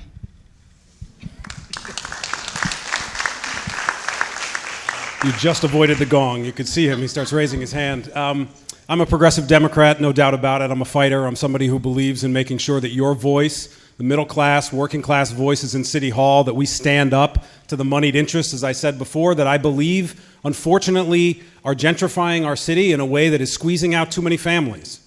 It's happening over and over again. As I talk to families, knocking on doors, as I do strimling on the street, sitting on a street corner somewhere, if I'm on community television, everybody is talking about how unaffordable the city is becoming. And my job as mayor is to be your voice, to try to stand up to that. Because I think that those interests have been running City Hall for too long. Right? This elected mayor issue is new. We didn't have an elected mayor for almost 100 years. It was taken away from us by the Ku Klux Klan. We finally got it back, and we got it back because people said we want a stronger voice in City Hall. And my job is to be your voice and to get results.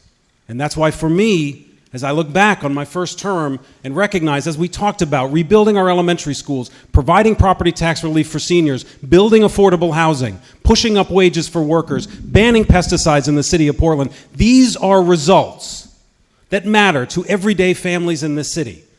And in a second term, we need to continue that work to build more affordable housing, to achieve universal pre-K, to really confront climate change around our public transportation system and converting to solar energy. My voice, my political affiliation is you.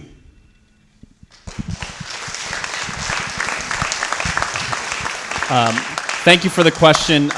This is a nonpartisan office. We do not run with labels, but I'm a proud Democrat. Someone who served in Janet Mills' transition team to help turn back the tide of the LePage administration policies that had done so much damage to our city.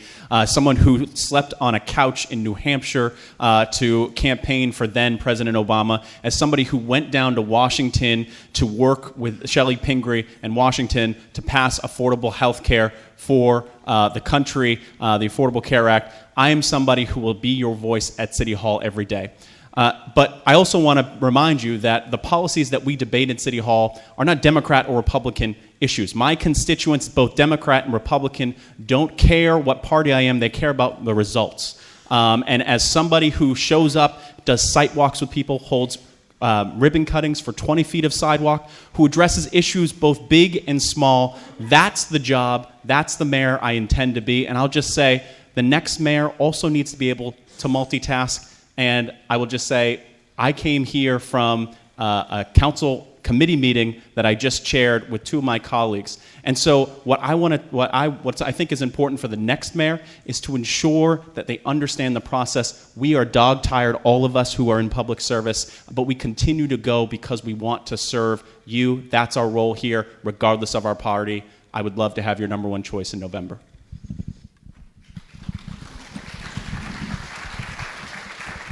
Next question will start with Councilor Thibodeau.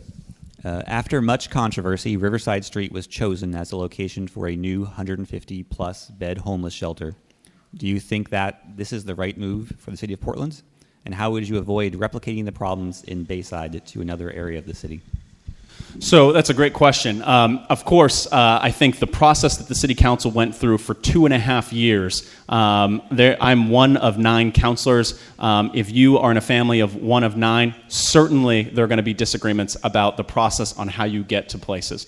But ultimately, the decision that was before the council was 2 sites. And of those 2 sites, Riverside and Angelo's Acre, I certainly believe that Riverside was the right site.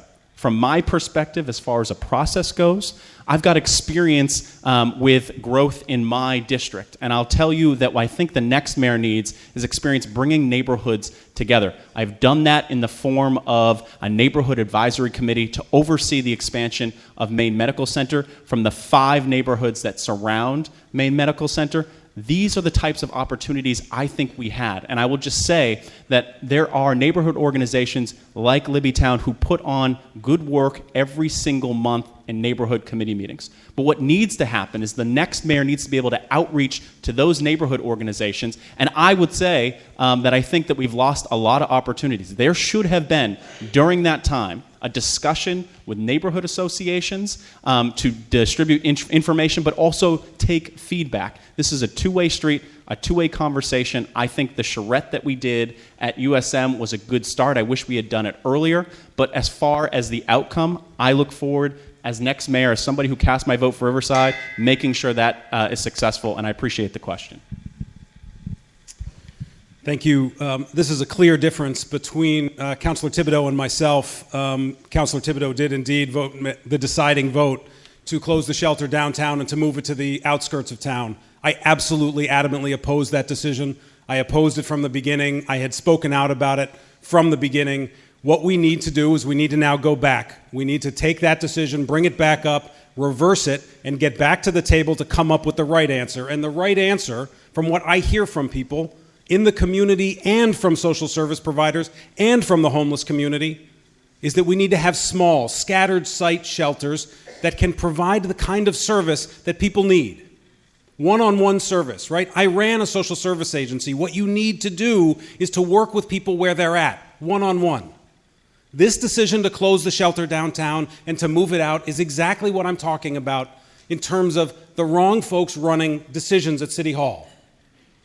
So when my second term, I will go back and I will put before the council that decision. And I will ask the council to reverse that decision so that we can begin a real process to come up with the right answer that serves the homeless the best. That's the first most important question. And then make sure that we do it in ways that are integrated in our community, because remember, we already have scattered sites around the city, and they work.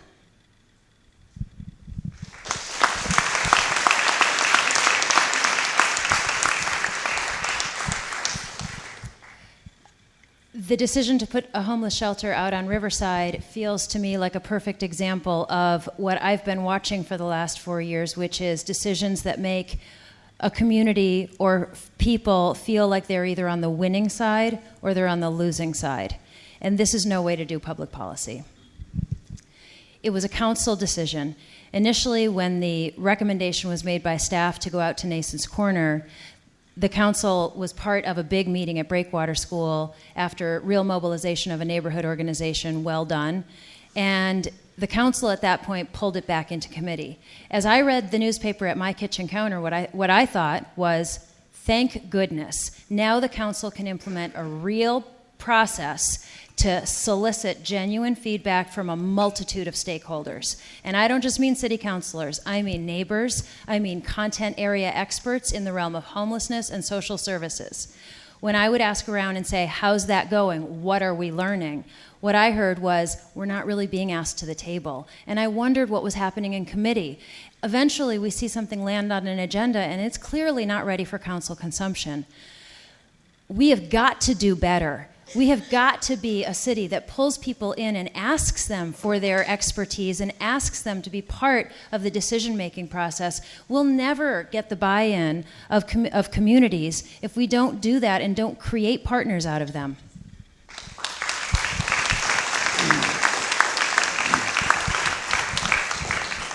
I feel incredibly strong about this. I have known the homeless population my entire career in Portland, from auto pizza, giving them the leftover pizza at the end of the night, to picking them up off the sidewalk, giving them my leftovers and my food, walking them to Oxford Street during a blizzard. I don't go to council meetings. I don't go to town association meetings. I go to the shelter. I went to the Preble Street Resource Center today, and I talked to them about how they felt. And none of them even know where Riverton is, guys. Like the Riverside neighborhood, they should have consulted you all before they moved the shelter out there. Angelo Acres is a perfect site for it. The homeless already hang out there. They know where that is, and it's close to the services they need. Not a single soul in the Preble Street Resource Center had an idea of how they're going to transport the homeless to and from the shelter to the city, to downtown, where the services they need, where the jobs they want are. How are we going to help these people get up if we have to make them walk down Congress Street? My girlfriend, the love of my life, she lives out in Riverton. Her daughter goes to Riverton School. We walk her to school. And don't get me wrong, I believe every homeless soul can be saved, but they're well aware, as well as we are, that there's riffraff and vagrants in town who come through. We don't want them walking up and down Congress Street in front of our McDonald's. Yeah, 20 seconds. Okay, cool. No, I'm very passionate about this. We absolutely have to bring the decision back to City Council. We need multiple shelters in multiple neighborhoods to ease the burden. Putting them out there is going to cause such a catastrophe. They know it. I know it. You all know it. Thank you. I'll keep holding it. The next question is, what would you do to help housing affordability in the city of Portland? It starts at the end. Thank you. First of all, incentives for developers to not build luxury condos would be pretty sweet. I agree. But I think we should tackle the issue head on in a way that's reasonable, that other cities have proved works. And I'm talking about curbing Airbnb, short-term rentals, in unhosted residences. I'm talking about shell apartments where they have investment properties, where landowners will take a whole apartment, evict my friends who work in city, and then shell it all out to Airbnb. We have got to stop it. We're in the middle of a housing crisis. We have to take it seriously. I'm for Airbnb home sharing. If it's your house, make it a little bed and breakfast on the internet. That's great. But stop buying Portland properties and then giving it away and running your own little private hotel without the same zoning, without the same fees, without the same kind of rules in effect. So I'm personally really pushing to stop Airbnb unhosted short-term rental sites. And I think that's the first step in the game. I think there's also all sorts of housing, funding, trust, bonds, stuff we can do in City Council. They know how to do it. We know how to do it. We're going to work together to do it, people. We got this.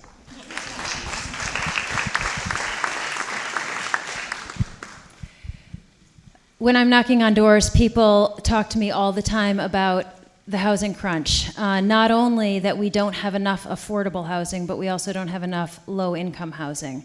The truth is, we don't have enough housing. And we've got to create more housing actively from City Hall. And the way that we do that is we start with short-term rentals. Portland is woefully behind in regulating and enforcing rules that have to do with taking apartments or spaces off the market for affordable housing and allowing them to be Airbnb'd. It's also transforming neighborhoods, and I think there's concern about that out there. So when we see our housing stock being either converted into high-end luxury condominiums that are out of the price reach for so many people, or being Airbnb'd, we have to say, well, what can we do? So as a city, we can work with a variety of community organizations and partner. We can work with the Community Housing Authority of Maine, Community Housing of Maine, the Maine State Housing Authority. We can seek state historic tax credits in areas of our city where we've got historic zoning. We have the opportunity to be active from City Hall and make partners. I also think that when we think about investments in affordable housing and we talk about partnership with developers, we want to be careful not to vilify people. There are folks in our community who do good work to build housing. I'm a rule follower.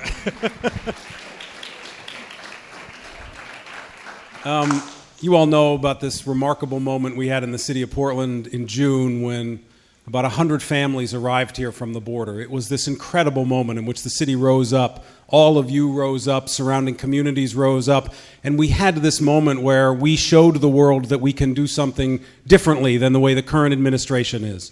That we're not going to put kids in cages, that we're not going to separate families, that we're actually going to embrace people and find places for them to integrate into the community. We have in the city of Portland room in our economy for these families. We are desperate for these families. We have in the city of Portland room in our schools for these families. We're desperate for these families. What we didn't have was housing. And to understand the level of that crisis, we needed for those families simply 100 apartments. And we would not have had to open the expo. 100. We have 17,000 apartments in the city of Portland, and we could not find 100 that were affordable for these families who wanted to live in this city. That is a tragedy and a crisis. And honestly, it is one of the issues that I have worked so hard to try to figure out how to get the council to do more and be more aggressive. It is a place where my opponent and I, again, we differ. I believe a $10 million housing bond to build housing. I believe we should regulate Airbnb. I believe that we should expand our property tax relief program to all families in the city of Portland. We should double the amount that developers have to build. Thank you.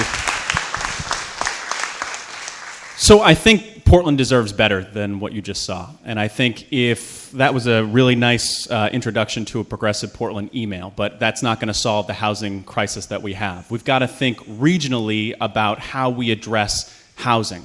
This is not just a Portland issue.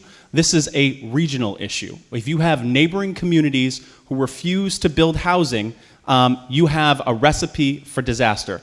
I also think we need to take a couple of additional steps.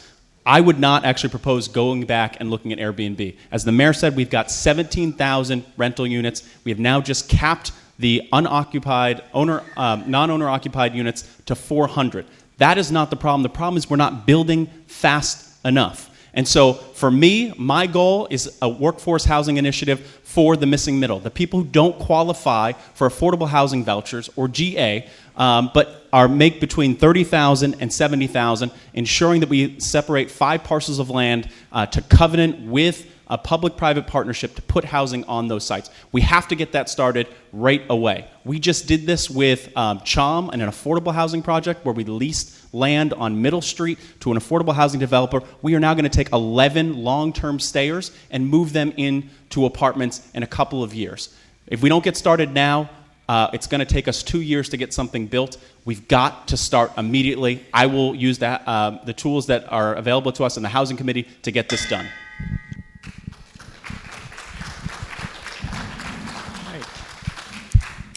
The next question is, do you support Portland Public Schools' Portland Promise, the district's comprehensive plan?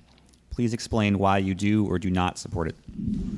Obviously. So yes, I obviously support the Portland Promise. I will just say this is similar to Cura Personalis, which is care of the whole person, that I had the opportunity to go through at Cheverus High School, which made me the person that I am today. It rewards and inspires the whole student, and that's something that we need to do. Since I've been on the council, we've increased school funding by $15 million. We've had some changes at the state level that will allow us to continue to address the budget woes that we face on an annual basis. Folks, when we are at 7-hour finance committee meetings or 7-hour city council meetings debating over $1 million, we know the system is broken. And it is broken because it rewards a race to the bottom. Reiki, my school that I represent currently, had ramps that were falling down, had one glass door that stood between the outside world and 300 students, had kids learning in locker rooms and cloak closets. We cannot have this in our school. As somebody who went, and the only person on this stage who went through a Portland public school, I will say that it is a disaster. It was a disaster, and the work that we did as a council, not just I or me, but we, will make the next generation, I think, better, and their school education choices better for our city and create the equity that was just talked about. I'll answer that. I do just want to address on the housing issue. There is no doubt the Airbnb is a problem. 400 units being taken off the market is a big deal, without question. And I want to build the housing. That's why we need a $10 million housing bond. That will allow us to build 1,000 units of housing in this city. This is the most important issue. And it's so important that my colleagues on the council start to hear that and step up and start to support it in the ways that we can really make a difference. We can't just talk about all this regional stuff. Of course we would like Westbrook to build more housing, but we have to do it here. When immigrants came here 10 years ago, we didn't have to put them in the expo because we could move them into housing because we had it. And as my colleague here said, we have to build more to put them there. Now let me talk about the Portland Promise real quick. Look, the last 2 years, we have had the largest investments in our schools that we have had in decades. Those are part of the results that I am very proud of as a member of the Finance Committee and as the mayor of the city, how hard we had to work. And make no mistake, that was very difficult. There was a tremendous pushback by the council and by some to not pass those kind of increases. In fact, in 1 year, $1 million was actually cut from the increase that the schools needed. And what did that mean? 2 fewer days of school for our kids, less classes for them in middle school, and larger class sizes for kindergartners. That is not a way to make sure that we take care of our low-income kids, our English language learners, our minority students, and all of the rest.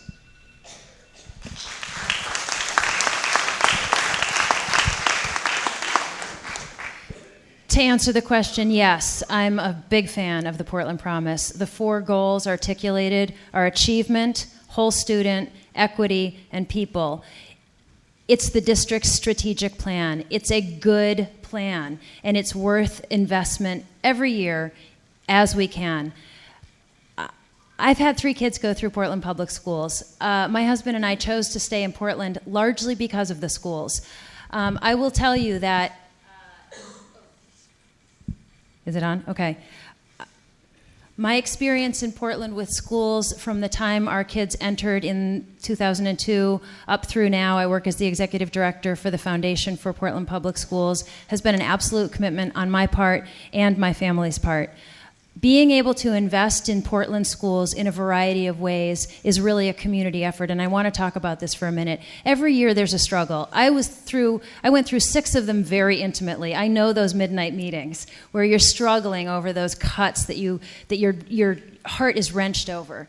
Here's the thing. As Portland's valuation goes up, our subsidy from the state goes down, and until the funding formula becomes more favorable to Portland and other property-rich towns, we have a conundrum, which is that as a community we're paying for education, which means we have got to diversify revenues for the city of Portland. We've got to start charging restaurant and hotel taxes, we've got to get a local option sales tax, and we have to recognize that education funding falls largely on Portland at the moment when we have not yet diversified revenues.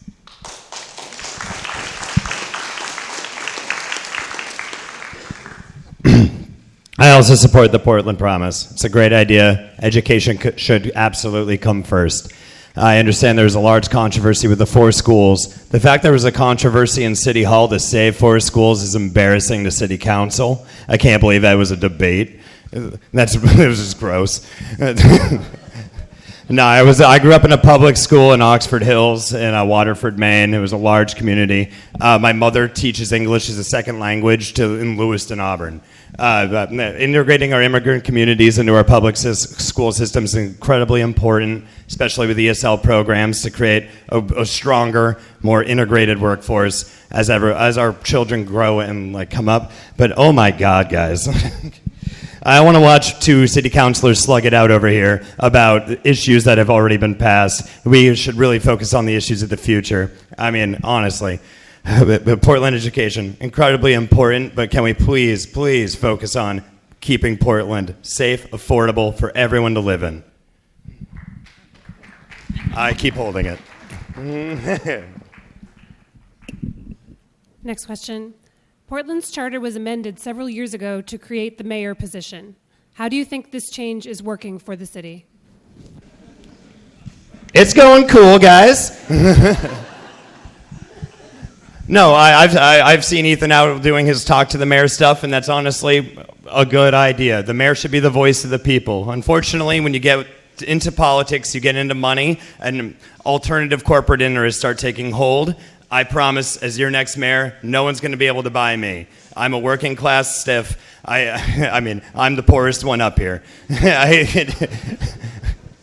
can't even tell you how many quarters I put into my girlfriend's car's meter just to buy the shirt to look nice for you all today. No, and I walk up and down Congress Street twice a day to my job. I'm a pedestrian. I talk to everyone on the street. I go into stores. I listen to you. I'm one of you. And I promise to be your voice in city council. I don't want any more city council 5-4 votes. That's ridiculous. And I will remind city councilors what their constituents actually believe in and who elected them to the position. And the city planner has too much power, guys. Who's with me? Come on. Yeah. When I get up there, thank you. I know it's a hotbed issue, but I'm not afraid, all right? I haven't met the man myself. I promise I'm going to be his best friend. And we can revise the charter to make it a more electable position so he can actually represent the city of Portland interests and not a basketball team's later.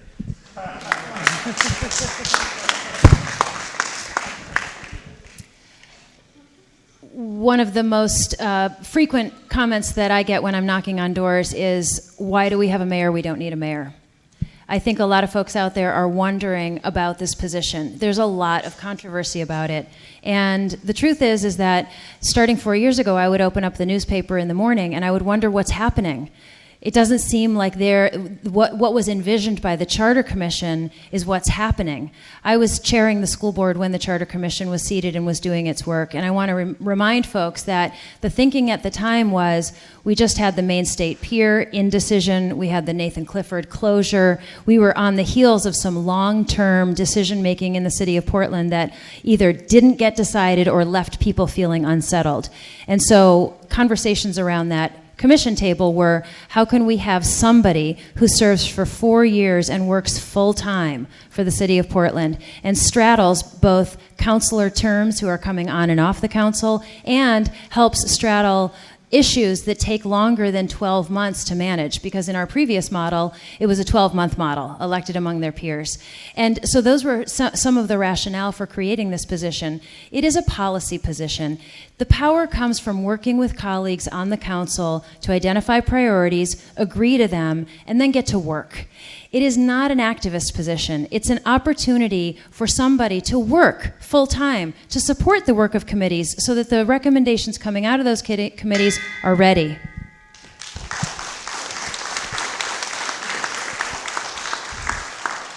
It is an activist position when it needs to be. And when it doesn't need to be, it doesn't need to be. And that's important to understand, right? There is not simply one way to make sure that you get results. Because what matters is that you get results. Let's talk about the 4-school bond, because this is probably the most important example of how having a mayor has made a difference for all of us. The 4-school bond was talked about in this city for a generation, 20 years. Stuck in the school board, council not doing anything, back and forth, not able to find a way to move it forward. Not until we had an elected mayor who put this issue on his shoulders with the people of this city and said, you know what? We are going to get this through. And let me tell you, when it first came from the school board, I think maybe there were 2 votes on the council for it. Maybe 3. And in the end, after the work, and it was hard because change is tough, and when you're trying to overcome the kind of resistance that existed, we passed it 8-1. So remember, in the end, it was just about unanimous. Property tax relief. We could have passed property tax relief in the city over a decade ago. The state allowed us, authorized us to provide property tax relief for our lowest income residents, and for a decade we did nothing. Banning pesticides, we did nothing until South Portland finally did something. That's the effect of having your voice in City Hall.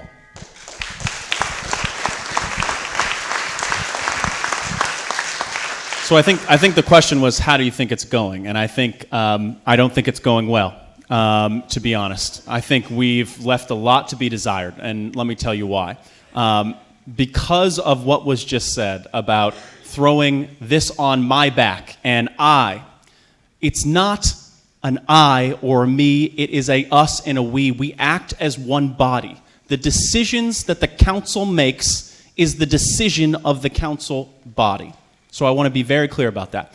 Point 2, if you are in any sort of employment or in any sort of organization, you must understand that if you don't have the trust of your colleagues, the trust of your boss, or the trust of your employees, you have no basis for success. I have that trust. I work with the city manager. I work with my colleagues on the council. And by the way, even when I disagree with them on a Monday night, on Tuesday and Wednesday night at committee, I'm back in there working with them to get things done for the city of Portland. That's the difference. That's where it's failed. And if I'm elected for the first time in 7 years, you have the opportunity to elect somebody with council experience. I'm that person. Thank you.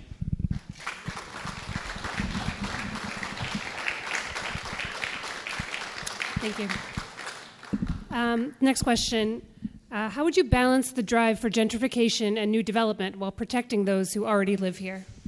Yeah, I mean, this is the issue, other than housing, is how we grow sustainably without leaving folks behind.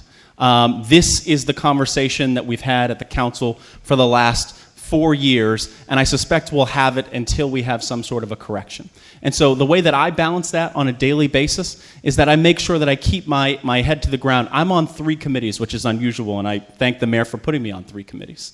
I'm on housing, I'm on economic development, and I'm the chair of the Sustainability and Transportation Committee. And all of those issues affect one another. Without economic opportunity, and the office that we created to ensure that that is a possibility for others, you don't have housing, you don't have economic growth, you don't have strong schools. You need to ensure that all of those things are working. When we got on the council, they weren't. But we've taken systematic steps to do that. As your next mayor, as part of my workforce development plan, is ensuring that at the time where we have 2% unemployment, that we have a place to put workers, right? I think the council must take up an ordinance to address cooperative living housing. I think we've got to pilot that. I think we must set aside land for our workforce. I've talked to a woman who said that the only thing that she wants is for her son to come home to the city, but he can't find a place to live. That is a problem, and that is the gong.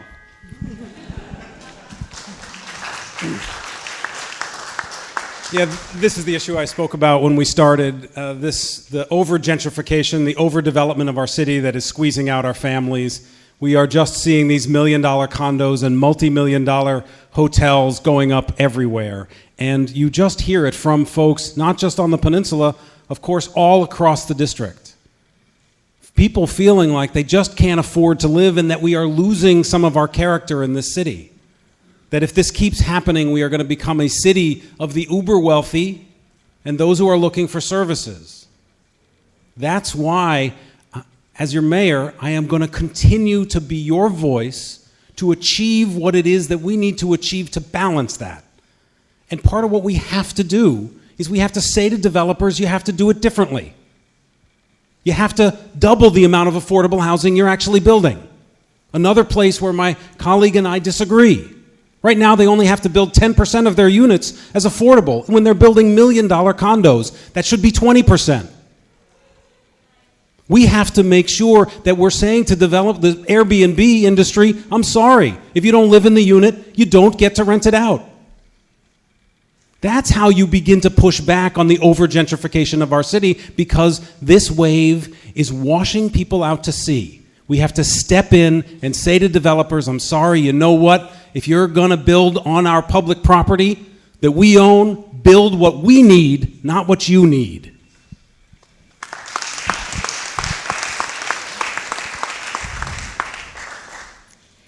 As your next mayor, I will understand what it is to choose to live in Portland, to raise a family in Portland, to buy a house in Portland, and to pay taxes in Portland. Portland is a residential city, and that's part of the magic of Portland. You can live here, you can work here, and you can send your kids to school here. There's a difference between Portland and some of the bedroom communities, right? You can do it all here. Hopefully you can walk to work and bike to work if you want to. Hopefully parking's not too bad and things aren't too much of a headache. But part of the magic of Portland is that we are a residential city. And what that means is that we have all sorts of people who live here. I want to make sure that as a healthy and thriving city, we have young families who have the opportunity to buy a house in the city of Portland and send their kids to school here. I don't want to see young families moving out when their kids get to be kindergarten age because Portland's not the city for them anymore, and the taxes are too high, and they can pay less in taxes in one of the neighboring communities. By keeping our eye on taxes, we keep the middle class here. We keep families here who are currently here, and we attract families who would not otherwise come. So I think taxes are a major lever that we need to be consistently talking about. And the consideration of taxpayers during the council's budget process each year is something that I worry about. I'm not sure whether or not there's enough of a pulse in terms of people's aspirations and the capacity that the community has.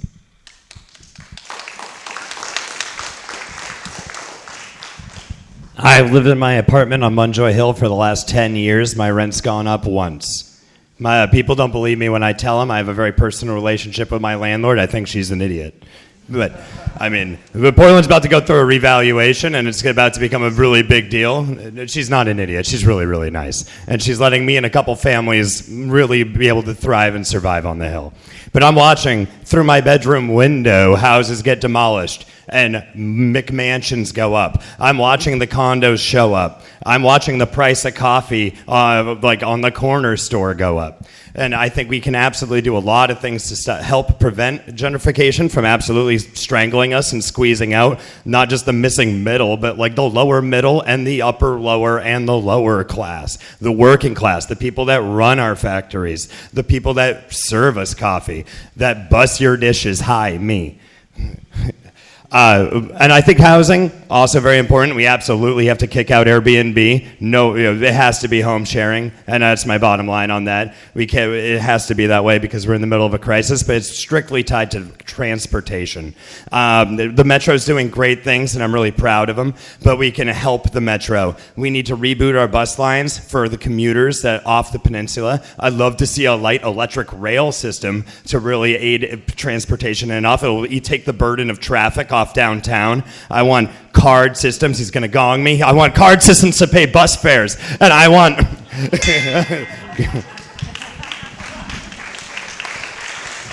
I want to address the opioid epidemic. I keep holding it. What can be done to reduce property tax burdens? I'd like to pursue a local option sales tax. I think it's a really good idea. I want the tourists. They're going to come, guys. My restaurant, Empire Chinese Kitchen, was just rated overall best restaurant by some magazine. I don't care. It's not important. The restaurant industry is drawing people here no matter what. Like they're coming, they're not going to stop. We're more and more popular every year, and we know it. It's ridiculous to even pretend otherwise. We need a local option sales tax on hotels rooms, on other amenities that they're going to pay for to pay back into the community to take the burden of taxes off us. And that's all I got on that. Can you repeat the question? Sure. What can be done to reduce property tax burdens? Expand and diversify revenue sources. As I mentioned, I'm the executive director of the Foundation for Portland Public Schools, and this is an initiative that came on the heels of a community task force. So this is one of those reports that didn't get shelved, and I'm so proud of that. There was a community group chaired by a past counselor who made recommendations for expanding and diversifying revenue sources to support public education in the city of Portland. I was asked to come in and put together a steering committee to take that idea and make it a reality. The reality there is that we have a vision, and the vision is that public school in Portland, just like Bowdoin, just like Waynfleet, just like Thornton Academy, can be improved through philanthropy. And so we're looking to bring in new money to support public schools. This money will never supplant teacher salaries or benefits. It will never fund the things that are essential programs and services. But what it can do is what it does at other institutions that understand the role philanthropy can play. It can provide enrichment. It can offer professional development. It can let you start a pilot program. And by engaging the big businesses and foundations and individuals who have the capacity to give, what we've done is we've diversified the revenue coming in to support Portland Public Schools. I also sit on the Parks Conservancy Board. We have the same mission to generate philanthropy for our parks. This is a small start. Portland has an opportunity to do much more in terms of revenue diversification. I definitely agree with Kate on a few things. I love the work she did with the Portland Education Foundation, incredibly helpful for our schools. We have to find ways to bring more partners in to be able to do work, to diversify our revenue, to be able to put those enhancements in place that make our schools even stronger. Local option sales tax, key. I will say we got closer than we have ever gotten. This last year, the Mayor's Coalition made it their top priority. We brought mayors from all over the state up to City Hall, up to Augusta. We got it through the House. Mike Sylvester was the sponsor up on Munjoy Hill. As close as we've ever gotten, and hopefully next time we'll be able to get that across the finish line. But the most important thing we can be doing to provide property tax relief is to make sure that that property tax relief goes to those people who need it. Middle class, working class families. That's why the property tax relief program that we put in place, which goes to seniors, needs to be expanded to all ages, and it needs to be broadened in terms of its income, because that's a way that we can take the burden, shift the burden to those who are in the $1 million condos and the multi-million-dollar hotels that are being built, and provide the relief to you. I honestly don't feel like we need to provide property tax relief to the multi-million-dollar hotels downtown. I think you need property tax relief. And that's why just simply trimming the rate gives them more of a break than it gives you. That's why if we take it and put it in the program, it goes directly in your pocket. So I think two things. What you will never hear from me, I think we need to speak clearly about this, is that I'm just going to increase your property taxes by a cup of coffee a month. That's not true. It's a disingenuous statement. Philanthropy, I think, is a good step, but it's not going to get us there, especially when we talk about $1 million representing a 1% tax increase on your property taxes. The second thing, the local option sales tax has been introduced for 40 years, and we are still talking about that. That is 20 years past when you first ran for office, Mayor, and I was at Nathan Clifford, just for the record. But I'll say, no matter how close we get, we need to be real with you about what we're going to come and ask you for. We know that the cost of construction are going up. That means an impact on your tax rate. I have a deal with my constituents. I tell them I have a 24-hour rule, because if I cannot show up at the end of my term and tell you and show you something tangible that your dollars have gone towards, then why would you allow me to keep raising your taxes every single month? I'm here for the big issues and the small issues. By the way, the great equalizer is coming, and that is the property revaluation. And it's going to kill us. It's going to hurt seniors especially seniors on Munjoy Hill. We need an honest broker in this role. I will be that honest broker if you give me the opportunity. I've done that for the last 4 years, and I hope to be your next mayor.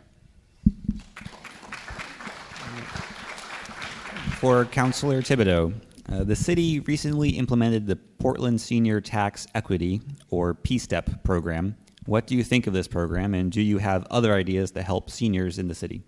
So yes, absolutely. I think this was a great proposal. I did support it at the committee level. I was in the hospital when it was voted on in November due to an appendix issue. I am back. I am healthy. I am grateful for the health care that I have, but we need to ensure that those who don't have it get health care. I will say what I will do to help seniors is what they ask. And a lot of folks in neighborhoods, when I'm knocking on their door, they're asking for that additional dwelling unit so that they can stay in their homes and they can pay the property taxes. Folks ask us all the time. They say, I just want to stay in my house every single year. You're killing me. You're killing me. I live on a fixed income. And so we've got limited options. Sure, we can expand PSTEP, but for some that's not going to be enough, especially with a revaluation that will cause their property taxes to go up potentially 3-4-fold.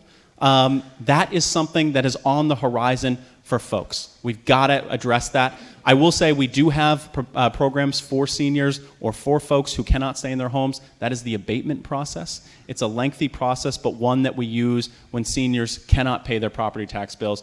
I will be an honest broker throughout this process. That's why I'm running for mayor. Did we all have the same question? Yes. Oh, sorry. Yeah, I love the PSTEP program. I was glad to work on this brought it forward to the council. As I mentioned before, this was an issue that the council could have passed 10 years ago. I think it's a direct reflection of having a mayor and being able to hear from you as to what it is you need to do. And the only issue I'll disagree with is P-STEP is significant. Right? You can get up to $900 in property tax relief. That needs to be expanded at the council level to $1,200, which is what the state now does. And we need to increase the income.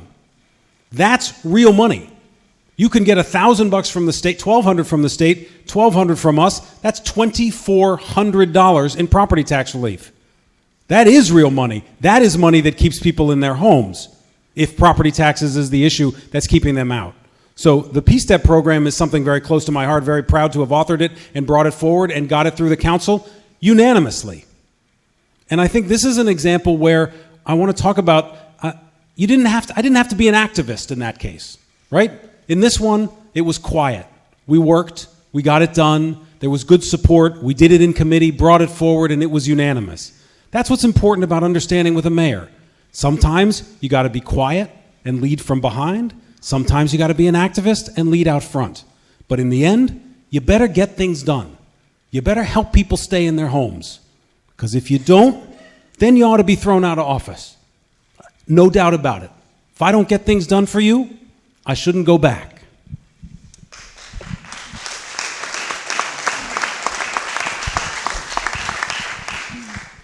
Addressing senior needs is an important job of city government in Portland. And so giving tax relief to seniors is the right thing to do. I would never question that. In fact, we ought to do more. And with the revaluation coming our way and the results being known not too long from now, I think one thing that we've learned from other communities, both in Maine and around the country, is that oftentimes those hardest hit are the elderly. And so the city needs to be ready with a plan, because when there are folks who come forward and say, I'm on a fixed income, my housing has been revalued, and therefore my property tax bill is going up significantly, which means I may not be able to stay in my home, we need to have a response for that, because that's a special category. So I feel really strongly that we are meeting the needs of seniors in our community, just like we're meeting the needs of young families. Look, Portland's vitality comes from the fact that there's all sorts of folks who live here and are living different kinds of lives. I know that in Portland Public Schools, we've got the grandparents program, the volunteer grandparents program. That lights up a kid's day when a grandparent walks in and is reading to the classroom. If we lose those folks in the city of Portland, we've lost an asset. Every year when the school budget is being debated, there are folks who come forward and say, we're part of the 80% of Portland who don't have kids in school. Some of those folks are elderly or seniors, and their concern is that they're on a fixed budget. We have to listen to them, and we have to include them in the discussion about how to appropriately generate funding for schools and pass a budget at the city level.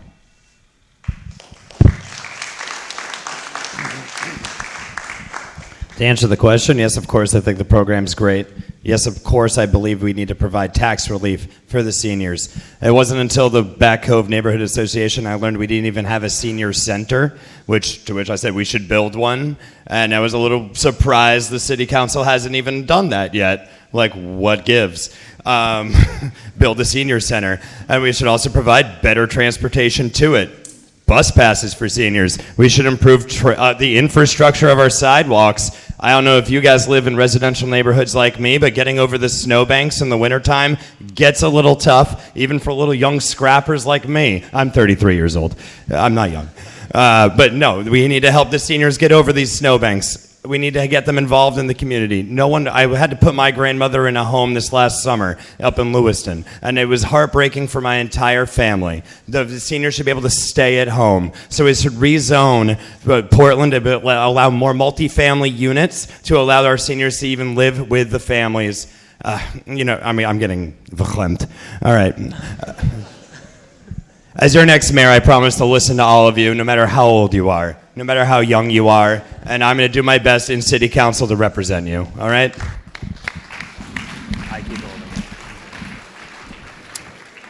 Thank you very very much, candidates. This concludes the long-form question portion, and this is what we're calling the lightning round. In front of you are cards with red and green sides. You'll be asked a series of yes or no questions, and please hold up the card with the green side facing out to indicate a yes answer and the red side facing out to indicate a no answer. Please hold them high and hold them up for a couple of seconds so everybody can see. First question. Sorry. Hold. Would you vote to fund construction of the 150-bed homeless shelter in Riverside as it is currently planned? Sure. Would you vote to fund construction of the 150-bed homeless shelter in Riverside as it is currently planned? Do you favor using city-owned land to develop affordable housing? Would you support charter reform to eliminate the city manager position and install an executive mayor?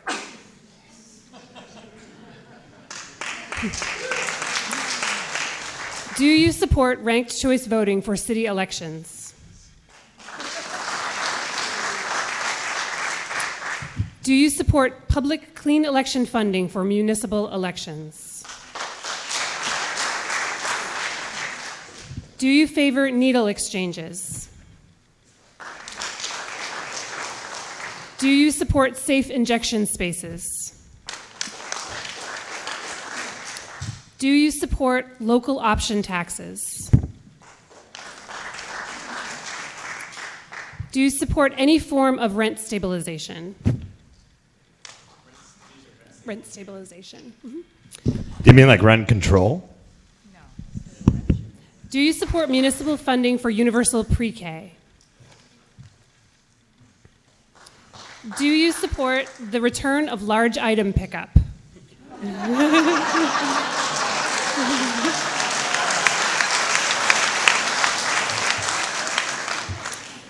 Do you support non-citizen voting in municipal elections? Should city funds be used to increase mainland parking availability for island residents?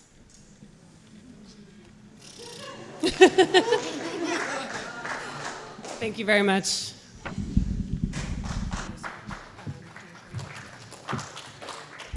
All right, so next up is a trivia round. And one thing we learned from the last trivia round is that you raise your hand to say that you have the answer. People in the audience are going to spot who raised their hand first, but then wait for the microphone to get to you before you read your answer so that we can get it on the audio. Okay? And Steph is going to join us here to read the questions. What?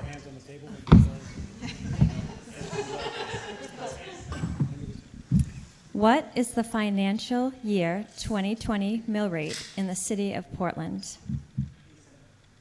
2260, I think, ballpark. 22. No. Is it 21.8? No, it is 2331. Sorry. No. How much does a single purple trash bag cost, either 15-gallon or 30-gallon? $1.50. That's correct. Okay. What is the current parking meter rate? They pick. It's a quarter for 9 minutes and it's a travesty and a crime.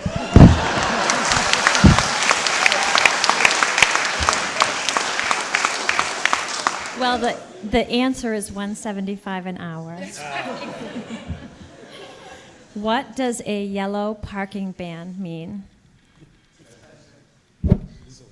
It just means it's yellow zone parking ban. You can't park in the yellow zone parking where that little yellow emblem is. And where is it normally? Oh, on the located? peninsula, Yeah. obviously. Thank you.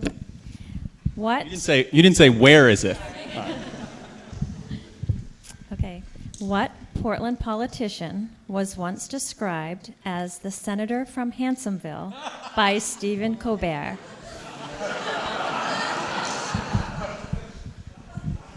I want to say Spencer Thibodeau. but I'm going to go with the Strim. That is correct. Begrudgingly going with this. I will give you that vote. On which days of the week can you go to the Portland Farmers Market? Spencer. Wednesday and Saturday. That's correct. Name a train line that goes through Portland. The Amtrak down Easter that my father built. That's true. And now, can you? Oops, sorry. Oh, yeah. Yes. The Montreal line. Nope. Close. Maybe the same letter.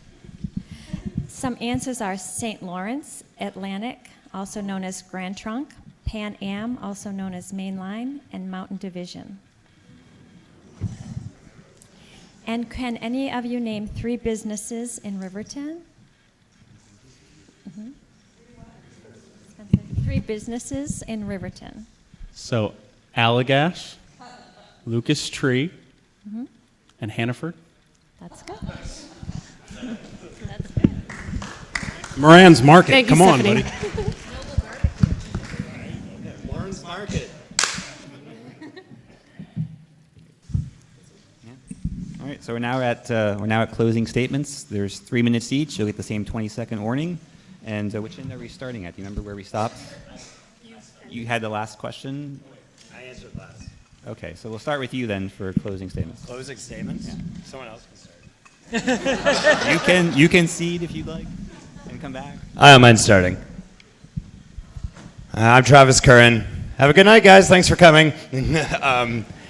Thank you all for coming out. It's been a real pleasure to see you all and speak with you. If you don't know me that well, you can find me at Empire Chinese Kitchen. If I'm in the apron, please don't bother me. Unless you want dumplings, in which case I'll sell them to you. But no, I'm running for office because I'm trying to represent the working class here in Portland, and I'm going to be a fresh face in city council. And I'm going to build relationships. I'm going to stand up for about each and every one of you. It doesn't matter how old or young or rich or poor, left or right. I'm a humanist, and we did not address the opioid crisis except for the lightning round. I would like to absolutely address that. It directly ties into the homelessness issue. We're at an epidemic nationwide. Portland, Maine's famous right now because of our overdoses. And the Overdose Prevention Society is a fantastic organization I'm going to work closely with to establish overdose prevention sites and work on harm reduction in the community. That you'll absolutely, if you join me with this, see an increase in the homeless population's good behavior. They know as well as we do that in order to get integrated, we all need help, and we have to reach out and help every Portlander that's out there, no matter who they are or where they sleep.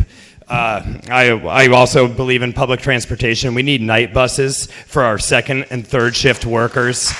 I also believe in property tax relief. The money can be found, people, and through local option sales tax, we can absolutely provide relief, and we can make the tourists pay us that live here. I want Portland to be affordable for everyone that lives here to also work here. I don't have the experience of my colleagues, but if I don't know how to do something, I know someone who does. I guarantee I'm a fast learner. And I'm going to listen to you. I'm easily accessible. I walk up and down the street every day. And I'm going to do my absolute darndest to honestly represent you all in City Hall. And, vote any way you want. But in this November, it's ranked choice. You get to pick 4 names. And I want to be one of your favorites. My name's Travis Curran. I'm running for mayor. I didn't get a table, but I got these. Meet me. I'll give them to you. And I love you all. Bye.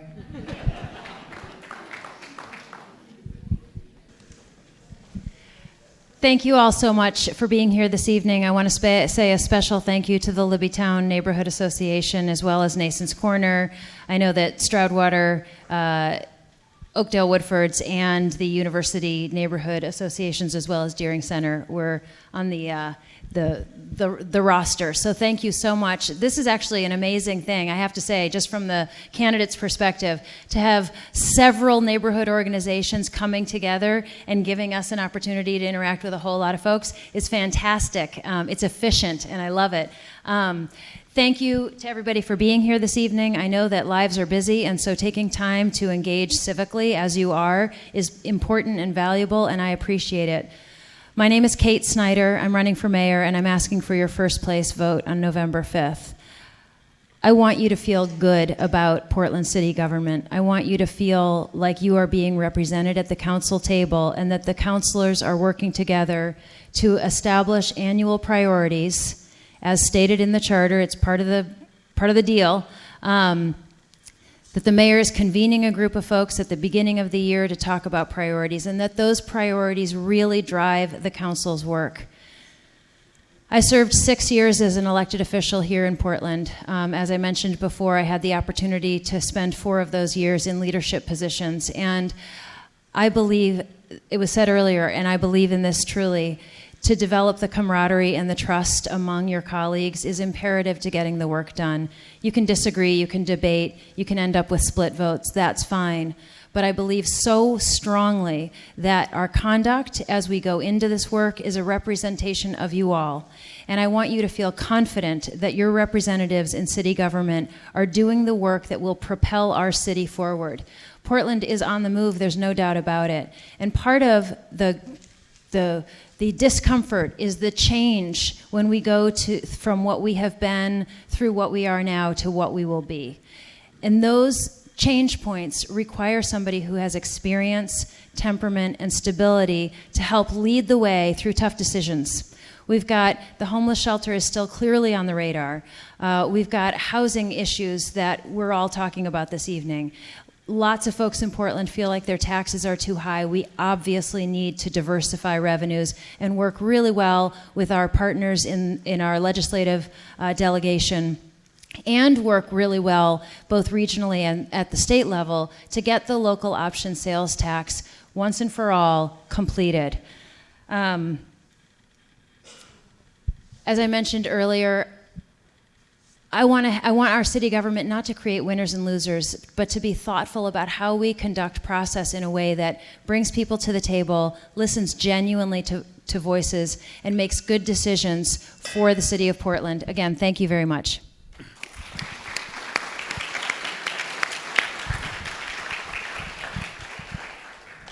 I want you to feel like your government is getting results for you, results that matter to your lives. Change is hard. I'm not going to pretend there haven't been bumps. I'm not going to pretend that I haven't had to throw some elbows and sometimes had to fight harder than I would have liked. But I'm not going to apologize for that, because every minute I was there, I was fighting for what I believed the people of this city wanted me to accomplish on your behalf. Every minute. I've been doing this work for a long time. It's not my first time to the rodeo fighting for people who are marginalized, for people who are left out, being squeezed. I've been doing that work for a long time. And sometimes you gotta ruffle feathers. Sometimes you don't, but sometimes you do. And big change is hard. But that is what this moment needs. Because we all feel it. We're losing a little bit of our city. We all want our kids to have the best education in the state of Maine. The best. And that means we got to fight for it. We all want affordable places to live. And that means we got to fight for it. We all want workers to get paid better wages. You all want to get paid better wages. That means we got to fight for it. Change is hard. Look, it's been tough in my first term. There are some days I get up in the morning and I'm like, what? How can this be so hard? As Travis said earlier, how can it be so hard to decide to rebuild 4 elementary schools? How can it be so hard to try to pass a $10 million housing bond? How can it be so hard? I ask myself that. But I recognize that every day I got to get up and just keep going, because your lives are hard, because you're struggling to try to survive in this economy. Love me or hate me, I'm going to be doing that for you every minute I'm in City Hall. Every single minute. And on November 5th, I would love your vote. Thank you very much for a great forum.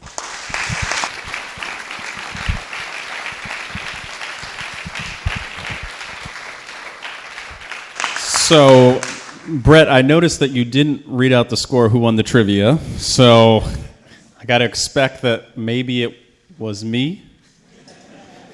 Thank you very much, in all seriousness, to you for hosting an amazing forum. Thank you to Libbytown. Thank you to all of those organizations who came forward to put this together. My name is Spencer Thibodeau, and I'm running to be the next mayor of our hometown. You know, as I was listening to the other candidates talk about why they are running, I've really enjoyed getting to learn about each one of them in a different way that I maybe didn't know them, including you, Mayor. They all paint great pictures of what they hope the city will be. And as the current mayor was speaking, I was thinking to myself about the activist and collaborator that he was describing, and I was thinking to myself, gosh, I really wish over the last 4 years that was the person who I saw in that role. And that wasn't the case. And what this moment calls for is a fresh energy and a fresh perspective and somebody who can collaborate. Now, I want to tell you a story about one of my first city council meetings. Councilor Duson was sitting across the dais from me, and I thought that we needed to debate. And so I got in a debate with her. And after the meeting, I was thinking, oh man, I think I won that one. And I was leaving, and Councilor Brenneman pulled me aside and he said, Spencer, how do you think that went? And I was about to answer, well, I thought it went well. He said, it didn't go well. You need to reach out to Councilor Duson. You need to talk with her. And I did. And what I learned from that was it's not about winning that battle. It's about ensuring that the relationships and the trust you have with the people that you work with on a daily basis is maintained, even through the ups and the downs. Now, as somebody who's on the council now, whether I win this race or not, I will be working with the next mayor. And if that's the mayor, I will be working with the mayor.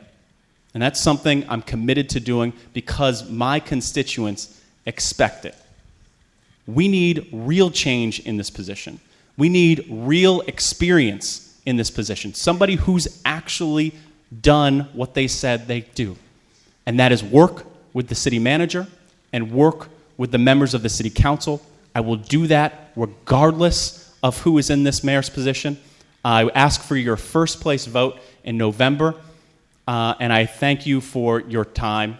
Thank you very much. Enjoy the rest of your night.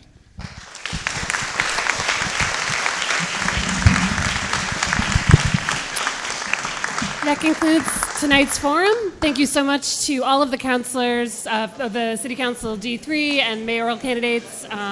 If you want to donate to our neighborhood associations, that helps us put on events like this. Thank you very much.